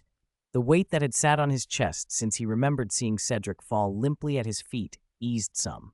That image of Cedric's death had tormented him more than anything, even more than Voldemort's return. "All right, that's enough prologue," Dumbledore said. "Harry, tell us the rest. Keep it brief. This old man needs his sleep, and the Death Eater's parts are not necessary." Harry nodded, and after a pause during which he saw Snape's face flash before his mind, began. Bellatrix gathered 3 ingredients for the cauldron: a father's bone, ashes from Tom Riddle's grave, and the enemy's blood. He held out his arm to show the torn robe and the healed wound. The new skin was slightly pinker than the surrounding flesh. "She used a few drops of my blood. He said my blood would be more effective, would strengthen him, and that the ancient magic my mother left in me would bind him to me. He was right. Later, when he touched my forehead, he no longer felt pain." For an instant, Harry thought he saw a flicker of something like joy in Dumbledore's eyes. Then the old man's usual gentle expression returned, soft pity in his deep blue gaze, as if he mourned for Lily Potter. Harry went on. Voldemort had been proud of his resurrection ritual, boasting over it, then had the brigands unbind him and demanded a duel. The memory of the duel unfolded in his head. Crucio cutting through him, the pale, snake-like face, the 2 wands connected, the golden beam of light, the phoenix's song, and the spirits at the end. "With their help, I got the portkey and came back to Hogwarts," Harry finished. Saying the names of his parents, recalling their faces and voices, made him feel as if something poisonous were leaving him. Fawkes gave a soft, trembling cry from his perch. Harry drank down a large cup of pumpkin juice. Warmth spread through him. Everyone sat quietly for a while, digesting Harry's account. Even Dumbledore, who had been present at the duel, had not known what occurred inside the circle of golden light. Sirius spoke at last, frowning. Two wands connected? Why? Because the two wands shared the same core, Dumbledore explained, nodding to Fawkes. Both contain feathers from this phoenix. Mr. Ollivander told me about it years ago, right after you left his shop, Harry. When twin wands meet in combat, they do not behave as ordinary wands. If forced to fight, extraordinary things can happen. Not even magic can truly resurrect the dead, Dumbledore added gently, looking at Harry. Those were reflections, echoes between life and death. The voices were distant. Harry's eyes dropped. Loren studied Harry's wand with interest. Not every pair of twin wands should produce such effects. Perhaps the Phoenix core was crucial, but twin wand encounters were rare and experimentation opportunities scarce.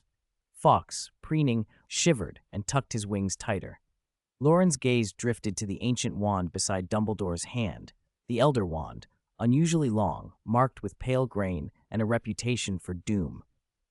He wondered how much that wand had contributed in the duel tonight. The thought made him twinge with envy. When Dumbledore had finished laying out events from beginning to end, he looked grave.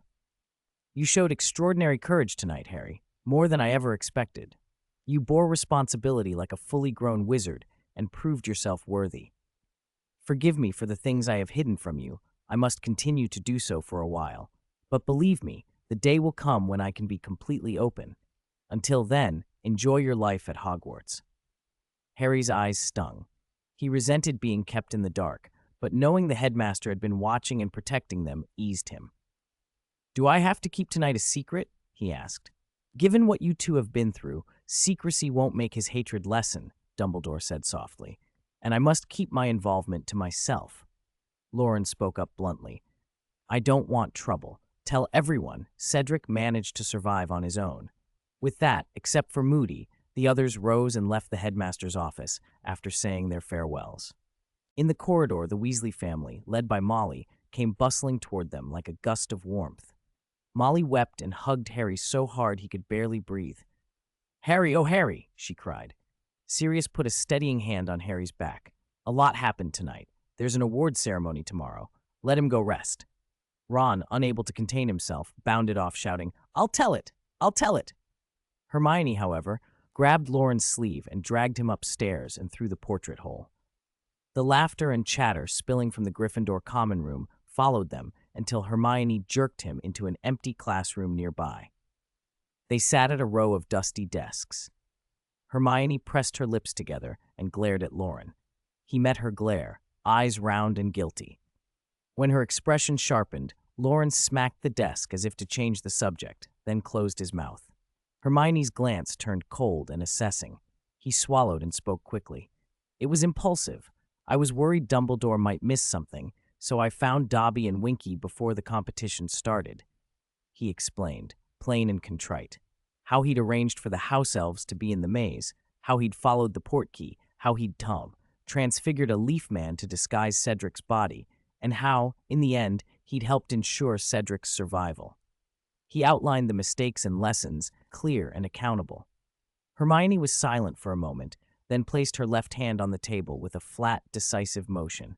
Her palm was fair and soft, but there were faint marks where her nails had dug in. What? She said. Loren leaned forward to look, and her hand slammed down on his shoulder while the other gripped his arm. The grip was warm but iron strong. The squeeze alone hurt. Hey, I already admitted it, he protested. Good, but that doesn't mean you're forgiven, Hermione said, giving his arm another firm shake. Can you hit somewhere else? Loren mumbled, more hurt than indignant. 509. A long period of peace. That's really too much. I didn't get hurt in front of Lord Voldemort and the Death Eaters, but I get hurt by you. Even corporal punishment for students should be moderate. I'm already this old, and you still hit me. As Loren walked out of the abandoned classroom, he gasped. The swelling hurt, and hissed in a way that made the little witch who'd struck him flush and look away. Hermione glanced at him as he walked unevenly. She knew he was playing up the pain, but she softened anyway. She slipped an arm through his and steered him back toward the dormitory. It was late. Fortunately, the fat lady had been roused recently and hadn't dozed off again, so she didn't grumble. After they passed through the portrait hole and across the dim common room, they still had the stairwell to climb. Loren leaned on Hermione for a moment. Then, as if taking advantage of the situation and pretending innocence, he kissed her quickly on the lips before running up to the attic dormitory as if on wings, no trace left of the earlier grimace of pain. Hermione pressed her lips together and tried to keep a straight face, but she couldn't hold it. A small smile curved her mouth as she pushed open the dormitory door. Harry and Ron were already there. Mrs. Weasley, knowing Harry had been through so much that night, had perhaps permitted him to return early to rest. "You're back, Loren?" someone said. "I'm back. How are you feeling, Harry?" "Didn't you go to the hospital wing?" "No, I told Madame Pomfrey I'd be more comfortable sleeping in the dormitory."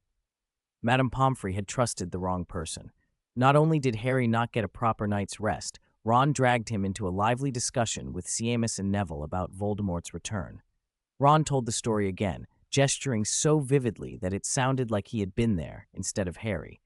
Loren listened as he washed up, keeping his account restrained. He left out Dumbledore's plans, left out the names of the Death Eaters, glossed over Harry and Cedric's escape, and omitted the twin wands, Lily's protection, and his own part in it.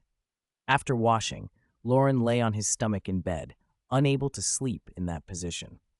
The four-poster drapes were porous, voices from below drifted up, and their muffled chatter was oddly comforting. Seamus sighed that he was still a student and far removed from the real battlefield. He had ideas on how to deal with you-know-who and the Death Eaters, but none of them could be tested. Neville said he could pass ideas on to his parents and told stories his father had shared about fighting Death Eaters years ago. During the last surge of Voldemort's terror, many students remained at Hogwarts to attend classes and meals, only to learn later that relatives at home had been attacked. Teachers advised endurance. Those who fled home sometimes turned up on obituary lists the next morning. The whole magical community in Britain, the non-pure bloods, lived under a constant shadow of fear, Neville said. The statement wasn't entirely accurate. Even some pure-blood Auror families stayed on guard and sometimes trusted the Fidelius charm to utterly trustworthy people. Augustus Rookwood, a Death Eater spy inside the ministry, had been frighteningly effective, bribing and blackmailing officials, orchestrating an intelligence network that exposed hiding places and destroyed families. Compared to the hooded Death Eaters, he was worse. Harry touched the scar on his forehead and wondered if Pettigrew had been involved in networks like Rookwood's. How else could that timid, cowardly man have wound up with the Death Eaters? Voldemort wouldn't have personally recruited everyone. He stared at the dim candelabra and asked quietly, "Are we going to go through that again? Is war going to start up all over?" "There should be a period of peace," Loren said lazily, propping his chin on his pillow, "but it depends on how the Ministry reacts." "Isn't Voldemort already back?" Ron asked. "He's back because of Bellatrix and Crouch," Loren replied. "But the Death Eaters aren't at full strength yet. The ones they can gather now aren't half of what they were. If they blunder into the open and confront the Ministry, Aurors will take them apart. They won't risk losing people they still value. The assets, influence, and resources of those who escape judgment are useful to them." "So they'll try to break people out of Azkaban?" Seamus blurted. Loren nodded. "Think about it. If the Ministry confirms Voldemort's return, the imprisoned Death Eaters become the obvious first target. The Dementors guarding Azkaban are natural allies of the Death Eaters. Freeing those prisoners would be a top priority. They could also check on those who escaped judgment back then," Ron added thoughtfully. "Exactly. They'll lie low, wait for the right moment, and rebuild their strength until they can threaten the magical world again. Also, because the attempt on Harry's life failed, Voldemort will want to consolidate power, and he may well turn his attention to Dumbledore. He couldn't beat Dumbledore 15 years ago, and he definitely can't now," Ron said, firm and relieved. "So we've still got some good, peaceful years ahead." At Loren's analysis, the others breathed easier. Harry allowed himself to imagine the Ministry, armed with their knowledge, proactively dismantling Death Eater networks, isolating Voldemort, and then the Aurors, with Dumbledore at the fore, sweeping in to finish him. Neville and Ron pictured a scene where Dumbledore held Voldemort at bay while 100 witches and wizards pitched in with charms until Voldemort was overwhelmed. Their rosy fantasies lulled them to sleep. The candelabra's candle burned down to the mark, a thin bronze disc dropped, and the tiny light winked out. Loren watched the room sink into darkness and chuckled softly. If only it were that simple. In the storeroom, Slytherin's stern-faced Dean stood beside a workbench strewn with potion equipment, clutching a transparent vial. If the reddish liquid being poured on a toad hadn't been so even, his stillness might have passed as mere statue. The shriveled specimen plumped, the faint thump of a heart could be heard from inside its body. The resurrected toad mechanically licked the potion trail. No croak, no jump, not even a blink.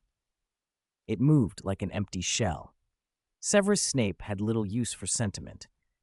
Having grown up in Spinner's End, he had endured insults and blows, and there he had met someone he remembered all his life, someone he had drifted ever further from.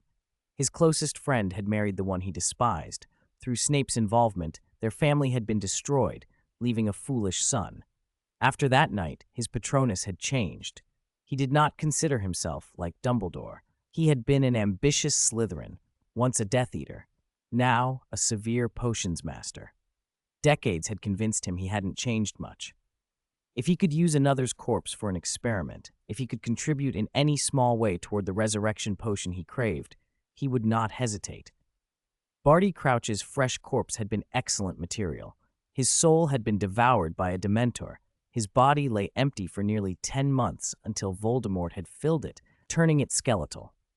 Why hadn't they used his body sooner? To keep the Ministry from examining it and finding anomalies? To avoid drawing Barty Crouch Jr.'s attention? Snape questioned himself, but found no answer. With a flick of his wand, the toad died again and turned to ash. An invisible breeze swept the ash into the bin and mixed it with other potion waste, showing no trace. Snape's black eyes were expressionless as he slipped back into the shadows. One thing he knew clearly: I will die and die again to learn that life is endless. Morning in the headmaster's office. Albus, today's a rare weekend. I expect you have a very persuasive reason for cutting my holiday short and summoning me to Hogwarts this morning. Cornelius Fudge said in a pinstriped suit, handing his purple top hat to a staff member and waving the others out. Dumbledore gave McGonagall a look to take the rest away, and soon only 2 people remained. Some unexpected circumstances occurred during the third task of the Triwizard Tournament, Dumbledore said slowly, his half-moon spectacles gleaming. Last night, during the competition, Harry, one of the champions, was abducted by a man who posed as Lord Voldemort. Harry found a golden opportunity to escape, returned to the school, and has told us the truth. Fudge stared white-faced, his horror plain. Is this some kind of joke? Don't be ridiculous. This is very serious, Dumbledore. You need only ask Harry. He can give a more detailed account, and even show his memory in a pensieve, Dumbledore said. Crouch's body still lies in the little Hangleton graveyard. If you don't believe me, you can open Barty Crouch Jr.'s grave. Barty Crouch Jr. has already helped Lord Voldemort restore his physical form. He has returned. What can memories prove? There are memory charms, false memory charms. I interned in the Memory Modification Squad. No one knows that work better than I do. Fudge's voice trailed off. Sweat beaded on his brow as he scrutinized Dumbledore, and a strange smile played on his lips. You can't possibly believe all this, Dumbledore. Perhaps the evidence you mentioned proves only Crouch's wrongdoing. How can you take a child's word at face value? Children that age love a bit of showmanship. He forced the peculiar smile. Enough. I'll go back and investigate thoroughly. Dumbledore sat for a long moment after Fudge left. The gentleman's comic smile and dismissive words replayed in his mind. He'd expected this reaction and had tried to be cautious in how he revealed things. Still, he couldn't help feeling disappointed. Early risers found the Great Hall decorated anew. Ornate Hogwarts banners hung on the walls, red and gold ribbons fluttered, and the enchanted ceiling sprayed dazzling lights and drifting snowflakes. Gryffindor-themed finery suggested tonight's end-of-year feast would be a celebration, because the Triwizard Tournament awards ceremony and the feast would be held together. Beauxbatons and Ilvermorny students welcomed the plan. Their schools had similar end-of-year festivities. The Durmstrang contingent, however, looked anxious. Word had spread that their headmaster, Igor Karkaroff, claimed urgent business and had left early. They had been entrusted to Hogwarts and would return to Durmstrang under the care of Professor Flitwick. And with ministry officials constantly coming and going from the castle after breakfast, a rumor was taking hold. Had Karkaroff been arrested? The Slytherin table was alive with conversation. Victor Krum was working his way through the headmaster's parting instructions in a halting Bulgarian, and the Durmstrang students around him visibly relaxed once he finished. Their year abroad had been more exciting than they could have expected. Soon after arriving at Hogwarts to audit classes, they had sat through a Defense Against the Dark Arts lesson, demonstrating the unforgivable curses, and had been told by a fierce retired Auror-turned-professor that the headmaster had once stood accused of being a dark wizard. They'd heard how the third task had ended in chaos, how the headmaster vanished without a trace, and ministry officials scoured the grounds. It looked, to many of them, like he had fled to avoid punishment. The other house tables were no quieter. With Harry absent, curious students crowded the champions, peppering them about the maze, the challenges, and the obstacles. Some of them thumped their chests and loudly debated how they would have handled the tasks.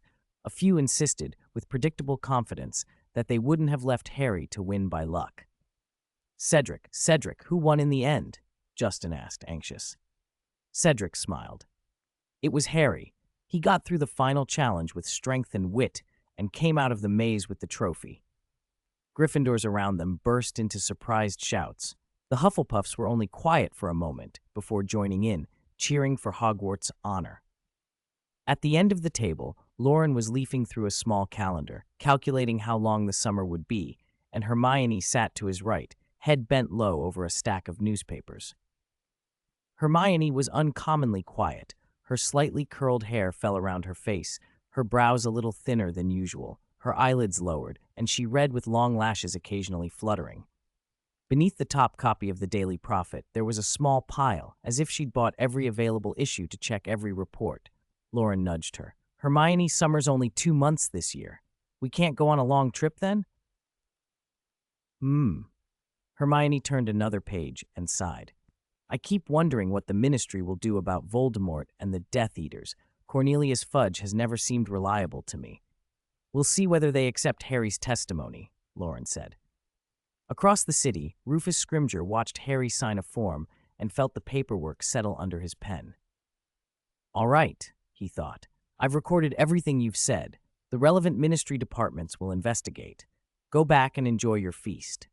Harry grinned, gave the head of the Auror office a quick smile, and slipped out of the room, ignoring the nearby presence of the senior undersecretary, Dolores Umbridge. That pink toad was as insufferable as ever, smiling with the affectation of a first year. As Harry's footsteps faded, Umbridge turned to Rufus with a smile full of disbelief. Rufus, wise head of the Auror office, you don't actually believe this fantastical story, do you? Rufus said nothing. He personally leaned toward Dumbledore, but the tale did contain too many gaps and oddities. He couldn't tell whether Dumbledore had asked for certain details to be withheld, or whether the surviving witness, Harry Potter, was simply unable to describe them. Umbridge giggled and covered her mouth as she headed for the door. I must tell the Wizengamot all about it. How could a fourth-year child have escaped you-know-who? Rufus's gaze lingered on Harry's signature, and he felt a faint, private gleam of doubt. After all, this boy had defeated that man when he was an infant. Thump, thump, thump. A steady knock paused at Snape's office. The two at the door exchanged a look. The young witch raised her hand to knock again, but the answer came from inside. Come in. They stepped into the dim underground office. Behind the desk sat the head of Slytherin, hair greasy and rumpled, fingers moving a quill across a form. When he finished the last line, he set the quill into an inkwell and looked up. The young witch glanced at the potions master, then tucked her bright hair to a duller shade. The black-clad man beside her was broad and bald except for a small, oddly patterned round hat. His Auror uniform was impeccable, the badge on his chest marking his rank. Snape's eyes ran over them both and landed on the tall, composed Auror first. "Professor Severus Snape," the man said simply, extending his hand. "I'm Kingsley Shacklebolt." "Hello," Snape answered. The young witch smiled more freely. "Nymphadora Tonks, Hufflepuff.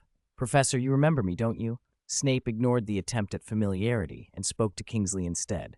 The Auror's face was businesslike, practiced. "Thank you for your cooperation. I'm here about last night's incident involving the Crouches. I need to take a statement, Professor, and before that I have to inspect your wand." Snape's eyes lowered for a moment. He handed over his wand without protest. Tonks, pen in hand, recorded the wand's description in a neat line. Birch, snake heartstring, 13.5 inches. Kingsley touched his wand to Snape's and spoke the incantation in a low voice. Prior incantado. The birch wand shivered, and gray smoke curled from its tip. From the mist, a small, whirling scene condensed, a trail of faintly burning light and a succession of spark and echo like recorded memories. Tonks wrote down what appeared one after another. Whirlwind sweep. Incendio. Apparition. "We'll cross-reference the charms revealed by Prior Incantado with the written record," Kingsley said. "I need details, Professor Snape, the circumstances in which those charms were used and the times they were cast." Snape was patient and measured. The first few charms were cast after returning to the castle for some light potions-related research. Kingsley glanced at the list of spells revealed by the wand. "I see no charms typical of a duel in these records," he said. "Does that mean you did not have a direct confrontation with the Crouches, Professor Snape?" Snape frowned as if recalling the night. He paused, then nodded slowly. "You could say that. The midsummer sun rose in the east, dazzling gold in the morning, a blinding white at noon, and finally a softened orange-red in the evening as it sank behind the western hills and into the Black Lake." Cornelius Fudge had rushed over looking flustered and sweaty, his shirt clinging to his back, but his expression was triumphant. "Albus, rest assured, we've investigated thoroughly." He beamed at Dumbledore. "Under the leadership of the Ministry's senior undersecretary, Dolores Umbridge, we've taken statements from both principal parties. For the more suspicious points, the Ministry's magical creatures consultant, Walden McNair, spent an entire day on the ground and at last uncovered the truth." Dumbledore watched him without shifting his calm gaze, as if looking past Fudge entirely. He had long since learned the minister's temperament and expected little. "I personally went to the graveyard in Little Hangleton and to the Crouch estate," Fudge went on. "It's been the busiest weekend since I took office." He drank the honeyed water before him in one long swallow and sighed with relief. "Fortunately, I've cleared everything up.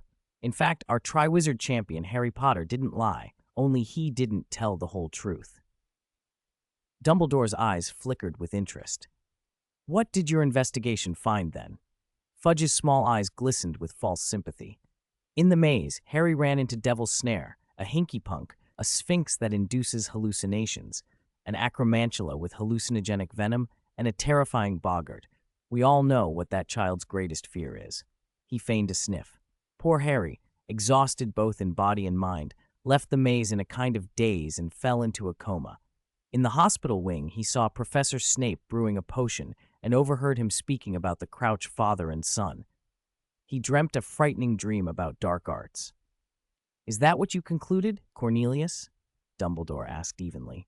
"Did you see Crouch's body yourself?" "Oh yes, about the Crouches." Fudge's voice grew brisk.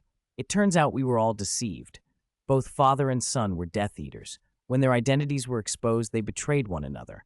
One abandoned the other and waited outside for a chance to rescue him. Afterwards, well, to indulge their twisted tastes, they set up a string of events around the tournament. McGonagall exposed them. They fled, and at Little Hangleton they ran into some dark creatures, vampires or something of the sort. One of them died, the other escaped. Snape didn't engage them, so he only came upon the body." Dumbledore only sighed. He was too tired to argue. "Voldemort has returned, Cornelius," he said coolly. "If you accept that and act, there may still be time to limit the damage. The first, most urgent step is to remove the Dementors from Azkaban's walls." Fudge leapt to his feet as if stung. "Remove the Dementors?" he shrieked. "If I even suggest that, I'll be out of office.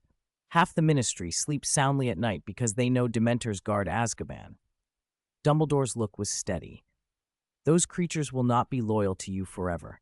The power and rewards Voldemort offers them will outweigh anything you can give. If he gains the Dementors' support, his old followers will flock back to him, and you will find it almost impossible to stop him regaining the influence he had 13 years ago. Fudge paled. You want them guarding those who would answer to him at his command? Then I suppose I won't sleep well either. He opened his mouth to argue further, but Dumbledore cut him off with a small hand gesture. If this is your decision, I hope you will not regret it. He rose. Our end-of-year feast and awards are about to begin. I'm sorry I can't entertain you longer. Goodbye, Cornelius. Anger flared across Fudge's face. He spun on his heel, flung his sleeve, and strode away. That night, the Great Hall gleamed under a painted sky of stars and moon. Crystal chandeliers scattered candlelight across the chamber, the special beeswax smelling faintly sweet as it melted, and the radiance reached every corner of the tables. The 4 long house tables groaned under dishes both sumptuous and aromatic: bouillabaisse, pan-seared foie gras, blanched lobster, roast pheasant in red wine, and steamed Loch Lomond cod. On the high table stood bottles of gin, French champagne, Californian white wine, and Bulgarian earth-still whiskey. When poured into crystal glasses, the liquors shimmered invitingly, and some of the older staff could barely conceal their eagerness to sample them. Madame Maxime, in a broad gown of pale blue satin, raised a glass and clinked it against Hagrid's. The hush of the Durmstrang voyage hadn't agreed with Hagrid's suit. He still wore an ill-fitting jacket, but the liquor had put a flush on his cheeks. Professor Trelawney, who had been sharing bottles with Ludo Bagman since afternoon, sat with dilated pupils and a dreamy smile, empty glass after empty glass piled before her. Bagman himself had already passed out drunk beneath the head table, snoring softly while occasionally muttering about how rich he'd gotten. On the last night of term, students from the 4 schools wore their uniforms and came together to celebrate the end of the Tri-Wizard tournament and the many who were about to leave school for wider paths. Dumbledore's voice rang out across the hall. Another year has passed. Before you begin to enjoy these delicacies, I hope the announcement this old man is about to make will raise your spirits further. I now announce, he continued, the champions of the Triwizard Tournament are Harry Potter and Cedric Diggory, both of Hogwarts. For the first time in the tournament's history, Gryffindor and Hufflepuff erupted together. The Hufflepuff table's cheers rose even louder than Gryffindor's. You kept it from us. You lied to us all day. Hufflepuff students surged toward Cedric, hugging and shaking him until he was dizzy and speechless. They only let him go when he began to look faint. The other schools' heads and the judges had known the arrangement beforehand and voiced no objection. The cup belonged to Hogwarts, and how its champions were named was their decision. As for the Ministry judges, Crouch was no longer in a position to protest, and Bagman was in no state to be coherent, his drunken babble the only sound he could manage as he blurted that he'd gotten rich. Now, enjoy the feast, Dumbledore declared, and the hall fell into a joyous roar. The goblets had been emptied and refilled, roasted meats and thick stews cleared from the long tables and replaced by chilled puddings and bowls of ice cream. Crystal chandeliers hung from the vaulted ceiling, casting a warm yellow light over the great hall. Groups of Gryffindor and Hufflepuff students clustered together, listening as Ron and Macmillan loudly retold how the 2 champions had teamed up to fight the Acromantula in the final challenge.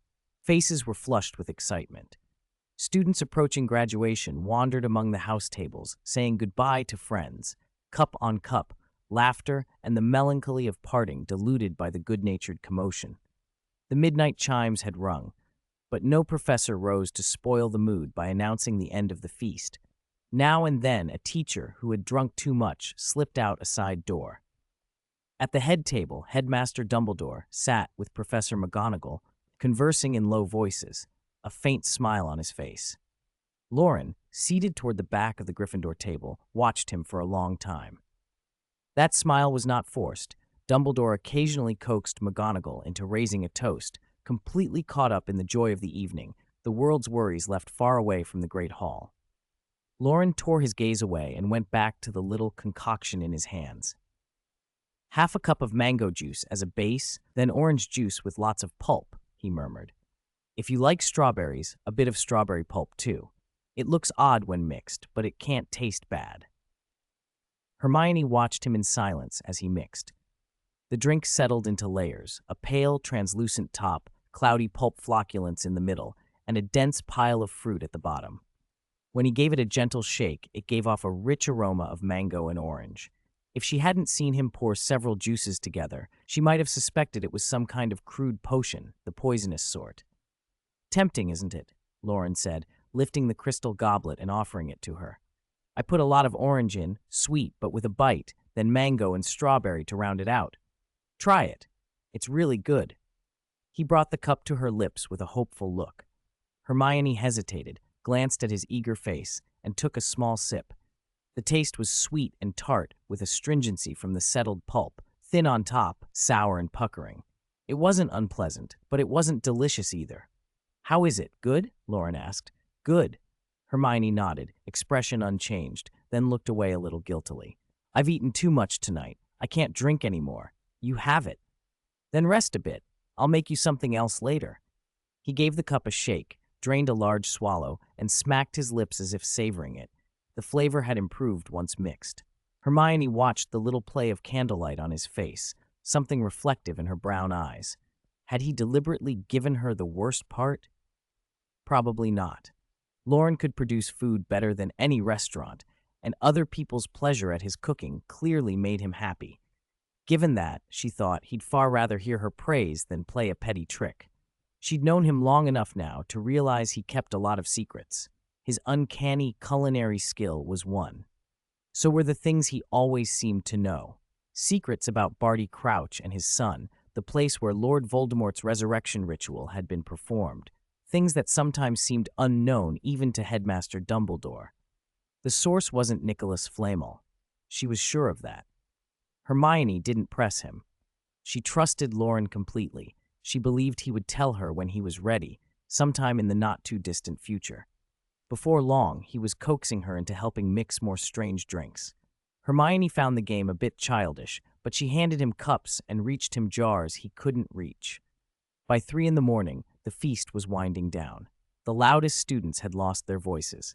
Some Hufflepuffs slumped over the tables, too sleepy to keep their eyes open, yet unwilling to sleep.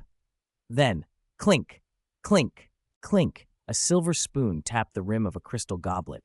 The sound rang clear and sharp through the hall. Heads lifted. At some point, the enchanted ceiling had dimmed to a dark night sky. The glittering chandeliers and hundreds of floating candles were gone, candles replaced by a row of rough torches set against the 4 walls, their flames throwing light into every corner. At the head table, the professors' faces had taken on gravity. Another year concluded. Dumbledore said softly, his deep blue eyes making the students uneasy. Professor McGonagall suggested I tell you this before the feast began. Perhaps she was right. A pleasant feast does much to dilute any unease in one's heart. But I, an old headmaster, preferred a more uninhibited time of joy, and so I delayed until now. Silence fell. The great hall felt heavier, as if a cold wind had slipped inside. Lord Voldemort has regained his body and returned. A tense murmur swelled immediately. Students stared at Dumbledore, as if expecting him to laugh and say it was a joke, as he occasionally did to ease a tense moment. He did not. He stood, waiting for them to absorb the news until the whispering died away. The Ministry of Magic does not wish me to tell you this, he went on.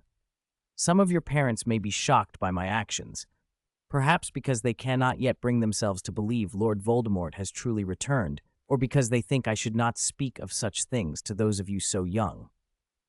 Loren looked around. Faces at the other house tables were pale and scared. Slytherin was quieter than usual, a few pure-blood students whispering among themselves. Dumbledore continued in a steadier voice. The purpose of the Triwizard Tournament was to foster understanding and cooperation in the magical world.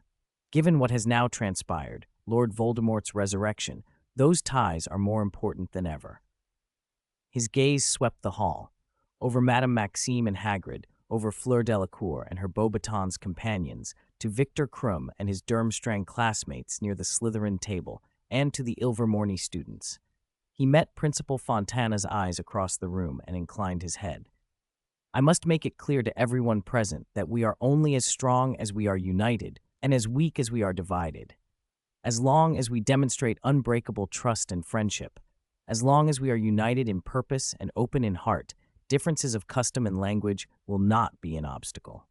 In this great hall, some of you have felt directly the cruel hand of Lord Voldemort, and many of your families have been torn apart.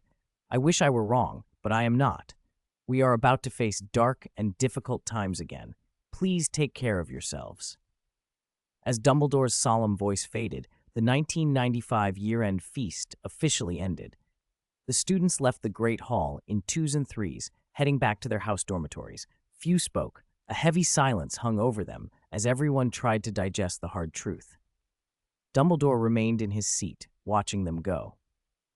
He hadn't slept well the night before and had spent too much energy during the day, arguing with Fudge, contacting old friends in the Order of the Phoenix, and speaking with the few clear-headed people left at the Ministry of Magic. He simply wanted to rest. He felt drowsy in a way that wasn't quite sleep. When he closed his eyes, thoughts swirled too loudly to let him drift off. He probably needed a sleeping potion, or just to clear his mind. Professor McGonagall had already taken charge of some tasks, shepherding the Delacour couple and the Graves couple into the conference room behind the Great Hall. She planned to contact the Vila in France and the werewolf communities in America through them, trying to forge alliances against Voldemort's violence. In the eyes of pureblood Death Eaters, these non-human intelligent beings and house elves were no different from Muggleborns, lowly, expendable. They would either be forced into servitude or turned into toys for the Death Eaters' cruelty. Madame Maxime and Hagrid had reached an agreement. They'd leave together, discussing which gifts to take when they visited the giant Gugor. Dumbledore began arranging his plan in his head. First day, present the Gubrathian fire to pique their interest. Second day, offer a goblin-forged helmet and hint at intentions. Third day, a large roll of dragon hide. Giants had peculiar tempers. Gifts couldn't be given all at once, nor could too many words be spoken. That would only provoke them and set their murderous tempers alight. If the giants could be persuaded to join the alliance, along with Remus's werewolves, the centaurs, and the acromantulas in the Forbidden Forest, then they would stand a much better chance this time. They should. When Dumbledore opened his eyes, the Great Hall had emptied, save for a pair of students lingering at the Gryffindor table. A gentle smile crossed his face and he rose, walking over. The long tables had been tidied, plates, cups, and bowls whisked away to the kitchens by house elf magic. Still, several goblets sat in front of the two students, filled with oddly colored drinks. Glug, glug, burp. Hermione had just downed an entire glass of a specially blended juice and gave the other student a playful pat. I told you not to mix so much. Now look, because you did, I have to drink with you. She downed another glass, her face screwed up and her teeth chattered from the sourness. Ugh, that one's lemon. A soft, amused laugh floated across the table. Loren and Hermione turned. Dumbledore stood beside them, smiling. I apologize. The drinks on the staff table were cleared away. May I have a glass or two of your juice? You're welcome to drink, they both said quickly, pushing several goblets toward him and explaining them with the care of proud alchemists. This one that looks like polyjuice potion is calamondin with apple juice. That one's grapefruit with pear, and there's pomegranate and strawberry in there too. Dumbledore picked up a glass, lowered his head, and inhaled. The swirl of his thoughts calmed a little as the citrus scent steadied him. To Lord Voldemort and the Death Eaters, he was the most irritating stumbling block, the obstacle to their dream of pure blood supremacy. He did not despise them. Few knew that, in his youth, he had once walked a more extreme path than many of them. To Cornelius Fudge and his circle, he was a scheming headmaster, always plotting to seize power from the Ministry. Many of his moves, freeing Azkaban from Dementor control, reaching out to giants and other dangerous beings, had been intended to expose Fudge's mistakes. To the Order of the Phoenix, and those who trusted him, he was steady and reliable, a presence in the headmaster's office who would do what was necessary to counter Voldemort's schemes. Perhaps some of those judgments were fair, perhaps not. He cared little for other people's labels, but when he allowed himself to look back over decades of effort, he felt tired and aware of what time had taken from him. He took a sip. The juice was cool and bright. The honey balanced the citrus like a spring in a desert, and his thoughts settled. Dumbledore smiled. "You could add more honey. I like things sweet." "I like it too," Loren grinned. "Too sweet and it masks the fruit," Hermione murmured. Dumbledore sat, cradling the calamondin in apple glass and sniffing it again. After a pause, he looked at Loren. "Beetle the Bard's Tale of the Warlock's Hairy Heart teaches us something. Opening one's heart, properly, can be the right choice. I'd like to give you a holiday task. Before that, I'll tell you a little of what I know. Would you care to hear?" Both students nodded eagerly. Dumbledore's voice dropped soft, almost as if talking to himself. "Voldemort's supposedly clever resurrection ritual hid a dozen, let us call them Phileas Fritter's fireworks, inside his own body, waiting for someone to—" He cut off, shook his head slightly, and continued. "Cornelius Fudge refuses to accept the reports of Voldemort's return. Fortunately, there are still some at the Ministry willing to listen to me. My old friends, I pray their bones can still move.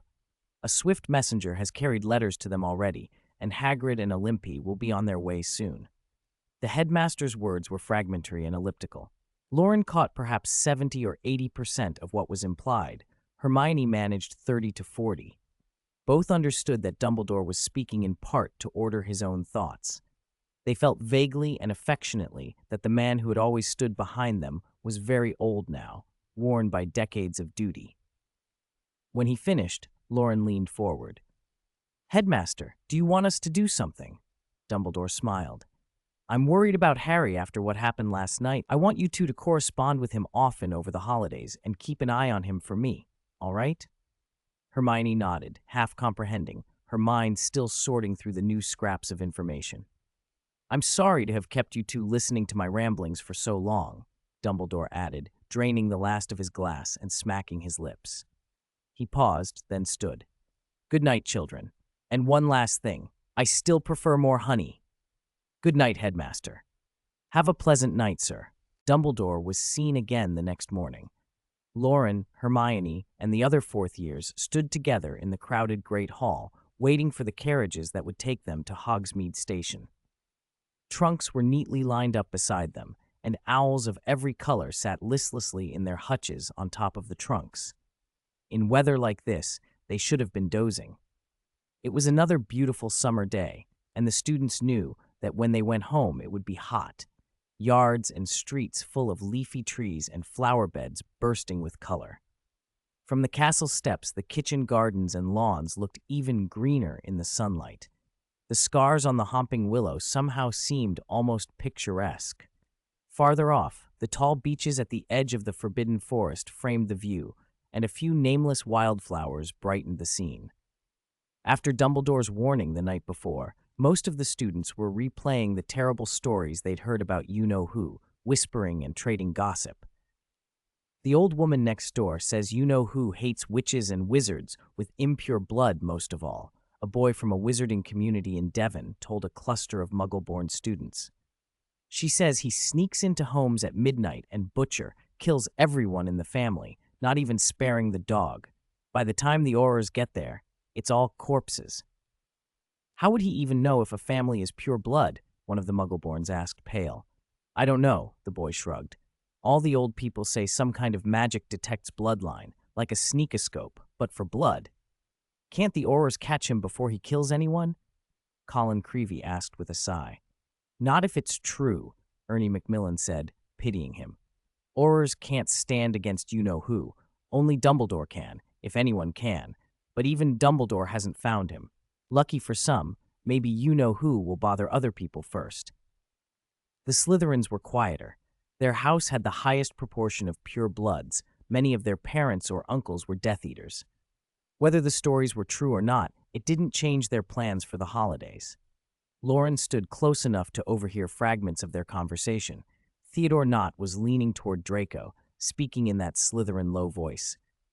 "Draco, any news?" Nott asked. "No time to write home," Draco said shortly. "I'll ask when we get back." Is your father one of them? Nott sounded indifferent as he mentioned Principal Karkaroff being on the run and Crabbe's odd behavior 2 years ago.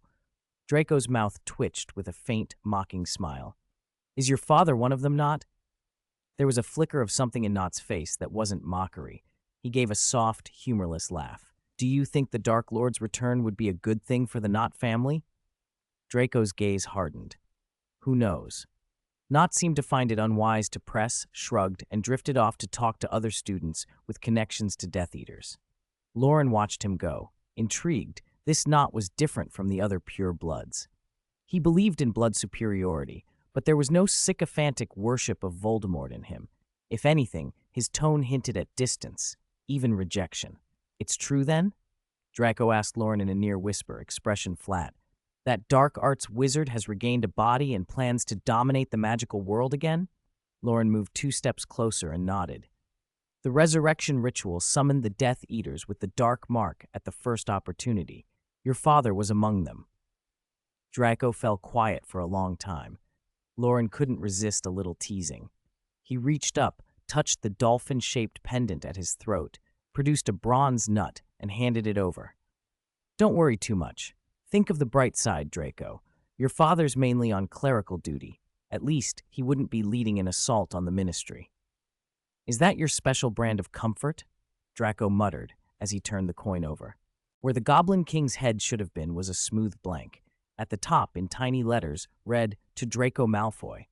On the reverse, 26 letters were arranged evenly around the rim. Draco looked up. An alchemical communicator? Did you make this? How do you use it? As someone who spent a lot of time in Borgin and Berks, Draco knew his artifacts. Loren smiled. A little trinket I made last semester and refined again last night. Spell my name, tap in a trace of magic, type the message, then another trace of magic and it sends. I'm only giving one out for now because of what's happening. No charge. Draco flipped the crude bronze coin back and forth, impressed but trying not to be.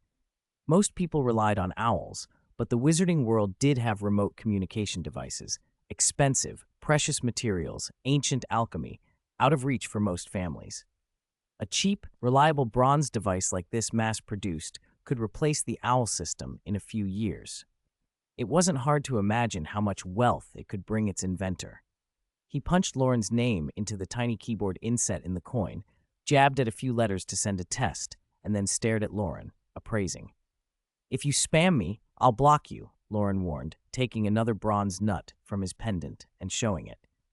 Draco hesitated. Only bronze nuts? Why not make them in galleons? Sickles would work too.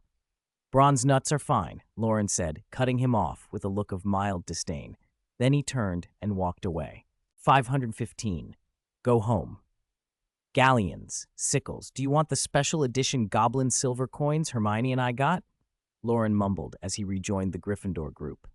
Harry was leaning close to Neville, speaking in urgent whispers, telling him to ask his Auror parents for any information they could, to keep in touch over the holidays, and to send a letter every Monday if possible. Neville listened with the Remembrall clutched in both hands as Harry rattled off names. Lucius Malfoy, McNair, Avery, Nott, Crabbe, Goyle. Loren, someone called. He looked up, startled. Pickering Greaves, bronzed by the sun, climbed the stone steps toward the castle hall. Behind him on the lawn, the bright yellow Ilvermorny bus was pulling its stop sign back in. Principal Egilbert Fontana stood at the bus door, urging the students aboard. Greaves came over to shake hands with the group. Loren, Harry, Hermione, Ron, he said, smiling. It's been a pleasure. Dueling practice has been very instructive. Loren, I'd love another chance to see your charms. Hermione, your transfiguration was remarkable. And Harry, next time, I won't be so disarmed by your Expelliarmus. He chuckled and glanced at Ron, who was beaming like an overexcited gnome. And your tactics, Mr. Weasley. We're all looking forward to seeing more of them. Ron grinned stupidly, showing his prominent front teeth. A sharp whistle cut through the air. Greaves turned, waved without looking back, and walked toward the bus. Goodbye, everyone. It's been a wonderful visit. Fleur Delacour drifted over with a soft smile and kissed Ron on the cheek as she said farewell to each of them. Gabrielle asked me to say thank you for looking after us while we were here. We will see each other again soon. I hope to find work here to improve my English. Your English is already fine, Ron mumbled, still dazed. Fleur laughed at his expression and blew them all a last, elegant goodbye. Across the expanse of the grounds, Hagrid was helping Madame Maxime harness two great Abraxan horses to the Beauxbatons carriage. Someone, another young woman, her long silver hair glittering in the sunlight, ran across the lawn toward Madame Maxime, drawing the eyes of several students. Loren watched her go, making soft, appreciative noises as he took her in. Hermione looked at him and asked, "Is she beautiful?" "She is," Loren said without changing his expression. Small head, long slender neck, well-balanced figure, smooth lines, good proportions. Hermione fell silent, unable to find any scathing reply to such a clinical appraisal. The sunlight was dazzling. Down by the lake, the dark-masted Durmstrang ship shuddered as it prepared to leave. The gangplank creaked. Students in heavy coats filed aboard. Ron peered toward the water and muttered, "Do you think, without Karkaroff, they can still sail that ship?" "Karkaroff doesn't steer," someone answered from below the steps. The voice was hoarse and distant, then came closer. "He stays in his cabin. We do the work. Professor Flitwick is escorting them back to Durmstrang this time." Victor Krum, in a black robe, walked up. His face was stern, his gaze as gloomily reserved as ever. He stopped and shook Harry's hand. "Your flying is excellent. I hope to see you at the Quidditch World Cup." "Thank you," Harry replied. "I haven't decided whether I'll become a professional player, but your performance in the Triwizard Tournament and the Cup was amazing." "I wish you luck." Krum's voice was steady. He did not speak to the others, then turned and walked toward the ship. Ron watched him go.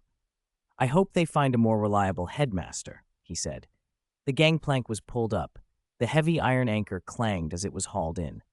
The black ship drifted away, bobbing deeper into the lake until the little lights behind its portholes winked out. A distant train whistle sounded. The clip-clop of hooves faded as the last carriages drove off. The Hogwarts students began to board the Scarlet train home. Under a cloudless sky, the hills rolled away, green and bright. Tracks wound between woods and meadows. Inside the compartment, Ron's excitable little owl Pigwidgeon was squirming and chirping beneath his robe, while Harry's own owl and Hedwig slept with their heads tucked under their wings. Crookshanks, orange and fluffy, had claimed an empty seat and was curled up like a cushion. Hermione looked down at the two report cards she held, two cards with identical totals. One student's potions mark was much higher than hers, but her better scores in History of Magic and the Transfiguration practicals evened things out so they ended up level. She sighed. "How did I lose so many points in potions?" Loren leaned over, a cool, minty scent from his mouth. "You just missed a single short answer question," he said. The three others, Harry, Ron, and the other student, fell silent. Ron, even more exasperated, balled up his own report card and shoved it into his bag. Until this year, he and Harry had usually had the same scores, but Harry had somehow avoided the exams by using his Triwizard champion privileges. Ron considered that unprincipled. Harry, who had no report card to show, cleared his throat and shifted the conversation. "Mrs. Weasley invited me to spend the summer at the Burrow," he said, "but Dumbledore won't let me. He insists I stay quietly on private drive for a month, not even to go to Sirius's place." He gave a small, helpless sigh. "I don't understand why. The old magic my mother left on me, Voldemort broke it when he tried to touch me, didn't he? I thought it was gone." Hermione's expression hardened with the memory of Dumbledore's strange words from the night before. She pursed her lips and urged him, "Trust Dumbledore. He must have his reasons. Do you want to see the protection your mother gave you vanish because you assume it can't help anymore?" Harry was stunned. "You actually want to skip the holiday and go straight to school?" The witch with the food cart had passed their compartment 3 times, and the train was still rocking south. Hermione bit the straw of her drink, took a sip of iced soda, and turned the page of the newspaper. Loren slept soundly, his head against the window. From the corner of her eye, she could see his sharp jawline and the slightly delicate profile of his face, a few curls leaving faint indentations on his forehead. Harry sat opposite, still a little dazed from the morning's events. Ron had finished his pumpkin juice, burped, and was doubled over with laughter at a Quidditch joke book, shoulders shaking as his face pressed into the table. Pigwidgeon, who had been quietly perched for a while, noticed his owner move, chirped a few times, and flapped his wings, ready to fly. Hanch, the older spectacled owl standing beside him, lowered a wing. Pigwidgeon stumbled back 2 steps and stared at the larger bird, confused. Shh! Ron quickly reached out and smoothed the little owl down in a soothing whisper. Don't make a sound. Loren's sleeping. Pigwidgeon cocked his head, then pecked at his feathers dejectedly. Hermione had just lowered the paper to read when a lazy voice beside her muttered, yawning as it spoke. Hanch bullied the little owl. I saw it. The spectacled owl shuffled guiltily to one side and gave Pigwidgeon a gentle pat on the head, as if to prove he cared for the youngster. Hermione watched them, pursed her lips, and handed Loren a fresh glass of iced orange juice. If you're awake, don't close your eyes again. We're almost at platform 9 3/4. Loren drank half of it in one swallow. The cold made him shiver. He leaned his head against Hermione's shoulder, rested his chin there, and let his eyelids fall again. Hermione knew he always slept on the train and would probably doze until the station, so she didn't wake him. Instead, she skimmed the headlines from the last couple of days. Triwizard Tournament concludes. Hogwarts 2 champions win. Conspiracy theories abound. Ilvermorny enters the top 4. Will the next Triwizard Tournament be held as scheduled? Ministry's Barty Crouch disgraced. Ministry offers reward. Barty Crouch Jr. missing, and so on. They were superficial, sensational pieces. Hermione read through them quickly and sighed. Before she could turn the page, the lazy voice at her ear asked, Anything useful on the front? She turned her head slightly, her cheek resting against Loren's warm forehead. He had apparently opened his eyes and was peering at the same page. Not much, she said. Mostly that Cedric and Harry won, and a lot about the Crouches. Reporters are saying Mr. Crouch was a hidden Death Eater, and that he swapped his imprisoned son for his wife.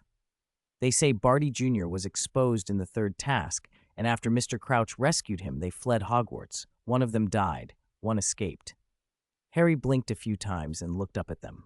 Hermione added, They don't mention Dumbledore's warning at all. If you ask me, Fudge is keeping them quiet.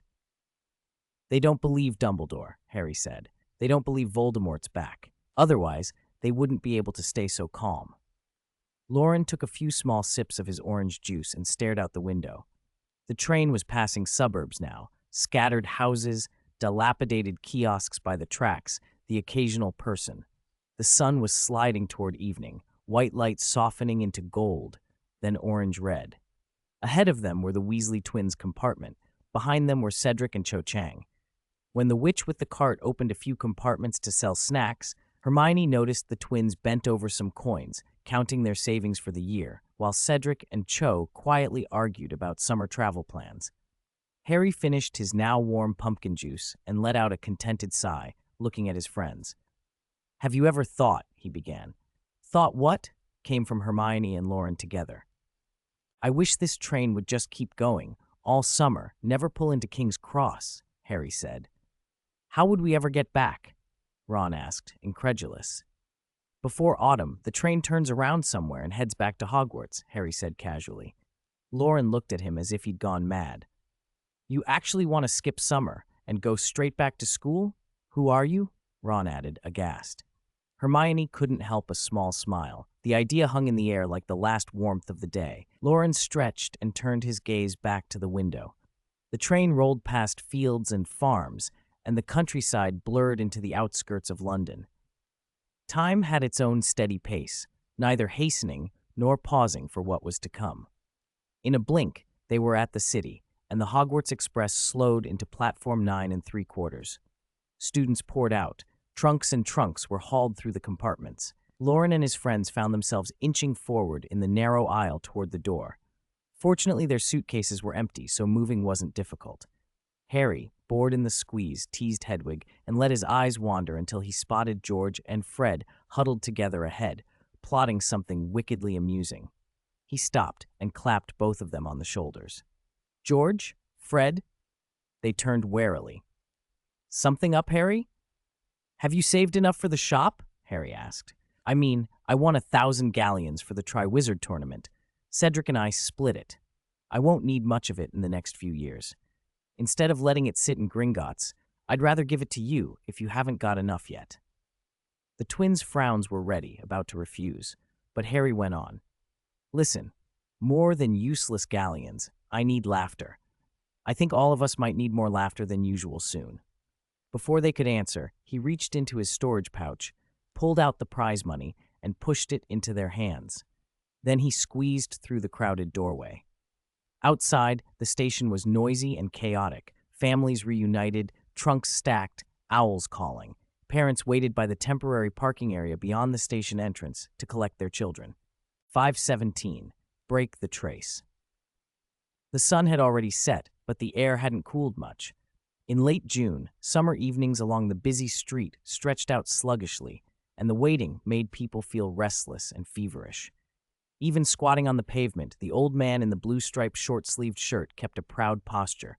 The creases in his clothes sat neatly, his light brown sunglasses were finely made, and his white hair somehow made him look vigorous.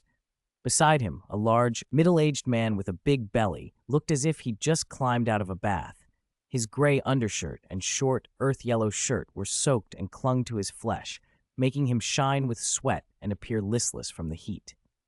The fashionable old man stood in stark contrast to the portly one, and Vernon Dursley kept glancing over, half convinced Bates must be one of those odd sorts. But seeing his neat clothes and the expensive car behind him, Vernon swallowed his suspicions. Bates held a yellowed sun hat and fanned himself, his elbow jutting out so the fat man beside him could catch a little cool air. "Harry's uncle. I'll call you Vernon. You shouldn't let yourself get like that. My friend says obesity makes blood vessels fragile as glass. One touch and they could shatter." "I don't believe it," Vernon snapped, though guilt tugged at his face. "We're watching our diet. I'll lose weight soon, and so will my son." "You have a son?" Bates asked. At the mention of his son, Vernon brightened and puffed up with pride. "My son isn't a wizard. He goes to Smeltings. His grades are average, but he's good at other things. Last semester, he won the Southeast Junior Heavyweight Interschool Boxing Championship, made lots of friends." "Is that so? How impressive," Bates said politely, keeping an eye on the people leaving the station. His eyes lit when he saw a familiar figure. He casually set his hat on his head and stood to walk over. When he reached Loren, he took the suitcase and tapped him on the head, chiding in mock reproach. "How many times have I told you? As a gentleman, you should offer to carry a lady's suitcase when you're out." "And I've told you many times it's empty. It's just for show," Loren said helplessly. Bates's eyes widened and he glared. "You still say that? You won't even carry an empty suitcase?" Loren said nothing and took Hermione's case without argument. There was no reasoning with him.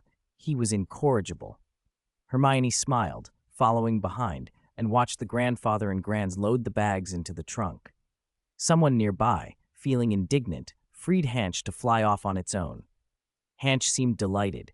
It rubbed affectionately against its owner's cheek, then spread its wings and soared, enjoying the freedom after being cooped up in the train compartment. Loren opened the car door and helped Hermione in. Looking up, he saw Harry, after saying goodbye to the Weasleys, approach his uncle. Harry's glasses were sliding down a face damp with sweat, and Loren's eyes flickered at the sight. Vernon Dursley didn't notice. He waddled to the driver's seat, opened the door, and sat down. The two exchanged no words, more indifferent than strangers. Loren didn't want to interfere with Harry's relationship with his aunt and uncle, but he suddenly remembered the trace. Harry was under 17 and still monitored. The Ministry could locate him at any time, and any emergency magic might be detected. It hadn't mattered in previous summers, but Voldemort had regained a body, Death Eaters lurked within the Ministry, and Sirius no longer lived nearby. Loren hesitated, then called, "Harry, come here for a moment." "Is something wrong?" Harry asked. "Stick out your right hand." "What?" Harry looked puzzled, but he trusted Loren and extended his hand. It was a knuckled hand with thin calluses on the fingertips. Loren's gaze fixed on the third knuckle of his ring finger. From a hidden angle, Loren could see a faint thread, like smoke and mist, wound around the finger, tracking its movements, though Harry felt nothing. Noticing Loren's stare, Harry pulled his hand back a little, nervous. "Is something wrong?" "No," Loren forced a casual tone, but memories came flooding back to him. 3 years ago, when he and Hermione had signed contracts with the Ministry, the trace had appeared on a thin parchment and curled around their fingers. After consulting Dumbledore, Loren had used the power of the Philosopher's Stone to break the trace. Back then, he had barely controlled such a surge of power. It had run wild inside him and had left him disheveled. Now, 3 years later, he had a steadier command of his magic. From the regular charms practice to reckless duels, his control had grown precise. More than that, a strange dream of a starry sky had unlocked an unprecedented well of magic inside him. Loren rested one hand on the car door and extended his other, his fingertip touching the ring finger where the trace curled. Vast magic flowed through his fingertip, inching into the thread. He said softly, "It's just the trace." Harry didn't have time to think about it. He felt a faint warmth spread into his ring finger, and the air nearby made a muffled sound. Something soft and tough seemed to dissolve, and a lightness rose in his chest. He probably understood then what the trace was. His eyes widened. "So I can use magic freely over the summer?" Hermione, already in the back seat, had seen what was happening. She poked her head out and warned crisply, "Only if you don't break the statute of secrecy and don't attract the Ministry's attention. Otherwise, they'll notice you." Harry blinked at her lack of surprise and narrowed his eyes. "When did they take yours off?" Hermione averted her gaze with a guilty cough, sliding further into the car. "A bit earlier than you," she admitted in a voice softer than a whisper. "How much earlier is a bit?" Harry pressed Loren. "I hope you have a pleasant summer," Loren said, voice suddenly brisk. "We're rushing back for dinner. Goodbye." Harry watched the expensive car reverse smoothly, start up, and pull away, leaving only fading exhaust. He felt a jumble of relief and irritation, relieved that he could now use magic, furious that his two troublesome friends had hidden this from him, apparently for at least a year. Why is there no parents' meeting at Hogwarts? Hampstead Garden, a suburban neighborhood, was lined with plane trees. Loren had thought they were French planes until Hermione corrected him. True plane trees didn't come from France. These were a cultivated hybrid, a cross between the Oriental plane and the American sycamore. It was high summer. The new leaves at the tips of the branches were so tender they seemed to glisten. Crookshanks pressed his face to the car window, and the green of the trees reflected in his eyes like a pool of joy. Compared to Hogwarts Castle or the Burrow, Horton's streets felt more familiar to him. With Kneazle blood in his veins, he could put any stray cat in its place and roam through hedges and backyards as he pleased. The car pulled up outside the Grangers' house. Bates let Loren and Hermione out first while he found a spot to park. They stowed their suitcases and walked up to the front door empty-handed. Crookshanks padded along behind, taking small, pleased steps. His rounded ginger face looked almost smug. One knock, and Wendell opened the door. He looked much the same as he had a year ago. If anything, his balding crown had spread a little further. "You're back?" he said, opening his arms for his daughter. "You've grown since last year. How were the holidays?" "Something came up at school over Christmas," Hermione cut in, giving a quick hug before changing into house shoes and hurrying inside. "Is Mum in the kitchen? I have so much to tell her." Wendell watched his daughter disappear down the hallway and let out a small, fond sigh. Then he turned to Loren and, seeing the smile on his face, felt an odd pang of melancholy. "Long time no see, Mr. Granger," he said. Loren nodded and beamed. "Been fishing at all? Any luck?" In the kitchen, Monica was counting salad ingredients and folding mayonnaise into a glass bowl when she heard the front door. She barely had time to listen before her usually composed daughter burst in and hugged her from behind. "I missed you so much, Mum." "I missed you too. Dinner'll be ready in a minute." Monica rubbed Hermione's arms. Before she could finish, Hermione had wrapped her arms around her mother's waist and rested her chin on her back, as if she were suddenly small again. The warm, familiar smell of the kitchen clung to Hermione's clothes. "Don't be childish," Monica teased, smiling despite herself. "I am a child," Hermione mumbled, shy and happy. "Still your baby, even if I'm, you know." "You being in love is different," Monica said, arching an eyebrow. Hermione flushed, snuggling closer. "Being in love is being in love. I'll always be your little girl." Monica's smile softened. "I don't mind. Your dad was a bit put out when he read the letter, though. You'll need to talk to him carefully." There's no convincing needed. He'll get used to it. Hermione sounded confident. Monica only smiled wider and went back to the food. Soon the table was laid out, mashed potatoes flecked with cheese, golden roasted steaks, steaming bowls of mushroom soup. The cutlery rang crisply on white plates. Crookshanks was curled at Wendell's feet, his bowl filled with small, fresh fish. He chewed happily, getting his whiskers and chin messy. Wendell watched him with a satisfied look and added a small piece of steak to the cat's bowl. "So," Wendell asked between bites, "you said the holidays were late this year.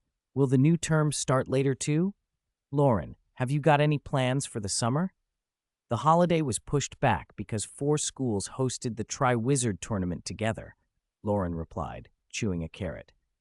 "Term starts on the usual date. We probably won't go far this summer, though there's a professor's wedding in August, and there have been a few developments in the wizarding world that we have to deal with." "Developments? Serious ones?" Bates looked up, his expression tightening. "Last year there was that trouble in New York. You even had us leave for safety and hide for almost a week." Bates's unease was obvious. Magic and wizards were foreign territory to him. Loren's words only made him more worried. Wendell and Monica exchanged looks. The 3 of them silently weighed the same thought. If things were dangerous, perhaps the children should leave school and be sent to a regular secondary school instead. They could afford it. Loren shook his head. "Don't worry too much. Death Eaters, people who like to call themselves that, did cause trouble for a decade. Their leader has reappeared recently.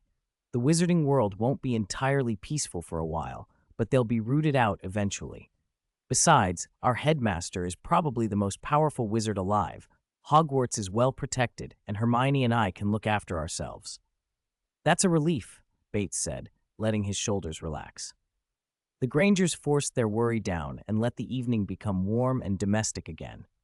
Conversation slid back to lighter topics, and the family meal felt like the quiet, pleasant reunion it had promised to be. Later that night, Bates sat at the study table in the warm hush of Hampstead Garden. He held a fountain pen inlaid with gold and stared at the heavy cream paper before him. The window was open. On the sill Hanch, the spectacled owl, preened his feathers. Bates pushed his reading glasses up his nose. Only a low prescription, he told himself. His werewolf condition kept his body in better shape than most men his age, but he wore glasses now, as a habit. He began to write a letter to the headmaster. He misspelled a word, crossed it out, reached for the large dictionary, and tried again. He grumbled under his breath. Why didn't Hogwarts hold parent-teacher conferences? Why rely on such primitive methods to communicate? Telephones had been used in battles in his youth. Telegrams were faster than letters, even without direct phone lines. How did owls find the right address, especially for international mail? How did you send a letter abroad? Hanch ruffled his feathers and blinked.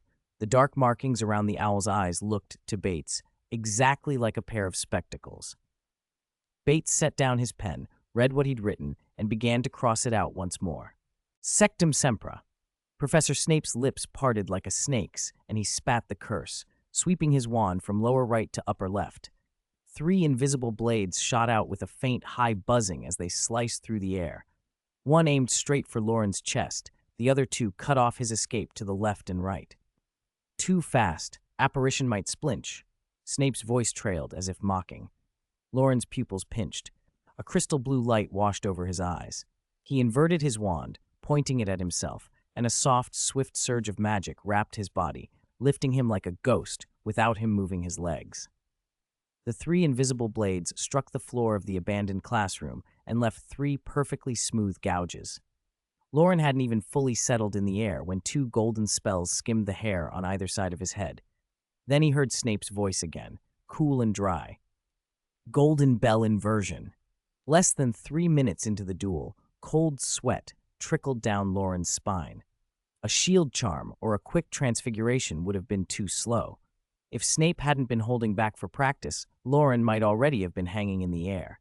He had assumed that, because Snape spent years on potions research, he'd be weaker in practical combat than McGonagall or Flitwick. He had not expected this. Snape's dark arts, wrapped in petty but precise minor curses, were harder to counter than brute force. The assault was relentless. a barrage of tongue-tying jinxes that left no room to breathe. Tiny gaps between spells were all Snape needed. The invisible blades were always primed, ready to punish the smallest flinch. Loren's pores tightened as he endured the vexing jinxes and analyzed the fight. Snape was using custom charms, switching and casting with a speed that rivaled Flitwick's. His control of tempo was precise. Loren realized he had to seize the initiative. He stopped trying to match Snape's binding and linkage of spells. With a broad sweep of his wand, dense flames surged into being, fierce, fuelless fire carved into the air. A steady stream of minor curses plunged into that fire as if into an abyss. The spells vanished without a ripple. Even Sectum Sempra only singed a few sparking embers, and the gaps it opened were quickly filled by the relentless blaze. Fiend fire? No, it's not fiend fire. Snape's face shifted into interest. He had expected Loren's signature, mindless fiend fire, but this was different. The flames were equally destructive, but lacked fiend fire's greedy, uncontrolled spread. There was a stability, a contained core, something like Dumbledore's fire shield. Snape's eyes narrowed. He suspected Loren had taken a cue from Dumbledore's duel with Voldemort. Admiration flickered, but his hands did not hesitate. He increased the tempo. Spells rained down faster now, whipping debris off the floor and hurling it toward the fire. The flames accepted everything, dark arts and petty jinxes alike, incinerating them and turning the debris to ash. The duel turned into an exchange of force and will, a relentless offensive and defensive ballet that stretched on. Snape kept up the pressure, probing for any hint of weakness. Pfft! Breaths of magic flared and guttered. The contest dragged on for nearly half an hour before Snape finally lowered his wand and, puzzled, asked, "Are you planning to keep this up indefinitely?" Loren let the flames die and sighed, a helpless smile on his face. "It's not that I meant to keep it going," he said. "I just can't control this fire like I want to." A shimmer passed at the edge of the room. Flamel returned to his usual form, raised an eyebrow. "You could control fiend fire before," he said. "Why is this tempered flame harder to handle?" "The old fiend fire expanded on its own," Loren explained. "Every part of its domain had plenty of flame to work with. Now I've restricted the spread. The flame doesn't expand freely, so directing it precisely is far more difficult." "So that's it," Flamel nodded slowly. "Nicholas had a similar problem once. Alchemy demands precise temperature control when you're melting metals. Maybe you can look into related studies." "Right," Loren said, the thought settling in. Rather than forcing the fire itself, controlling the magic poured into it might be a better way to guide it. Morning came. Sunlight slipped through a narrow gap in the curtains and painted a long golden beam across the room. The beam crawled across Loren's cheek. The brightness prickled his eyelids and his long lashes fluttered as sleep loosened its grip. A small, gaunt figure tiptoed to the window and quietly closed the curtains. Wheat? Winky? He was awake before fully awake, voice raw. "Why are you here?" Wheat, dressed in white, short-sleeved overalls, clutched the fabric and looked uncomfortable at having woken Mr. Morgan. Beside her stood another house elf, small in a tiny dress, her two enormous, tennis ball eyes gleaming in the dim light. A tear ran down her pointed nose. "Mr. Crouch is dead, and Loren Morgan has gone home for the holidays," Winky whispered, voice trembling. But Winky made a promise with Loren Morgan. If Winky did as told, Mr. Morgan promised Winky would see Mr. Crouch and help Winky return to the Crouch family. Now, it is impossible. Loren blinked and sat up. He had completely forgotten about that promise, though he had never actually planned to send Winky back to the Crouch family. He pinched the bridge of his nose and tried for a patient tone. "Don't cry, Winky," he said gently. "Do you really want to go back to the Crouch family, or to any wizard's house, working day and night and receiving nothing?" Winky's lips trembled and her eyes filled again. Her head shook so violently, the long, thin neck seemed about to snap. "Winky doesn't know," she said. "Winky wants to stay at Hogwarts, but Winky misses Mr. Crouch, misses Master Barty. Winky worries about them." Loren felt his chest tighten. Not all hope was lost then. He closed his eyes for a moment, weighing the options, then spoke in a low, resolved voice. "If you miss them that much, then go back and see them." "Go back and see?" Winky repeated, bewildered, as if the idea itself was a miracle. "Request for leave. I'd only just gotten home after working overtime on Friday. Please allow me to take a leave of absence.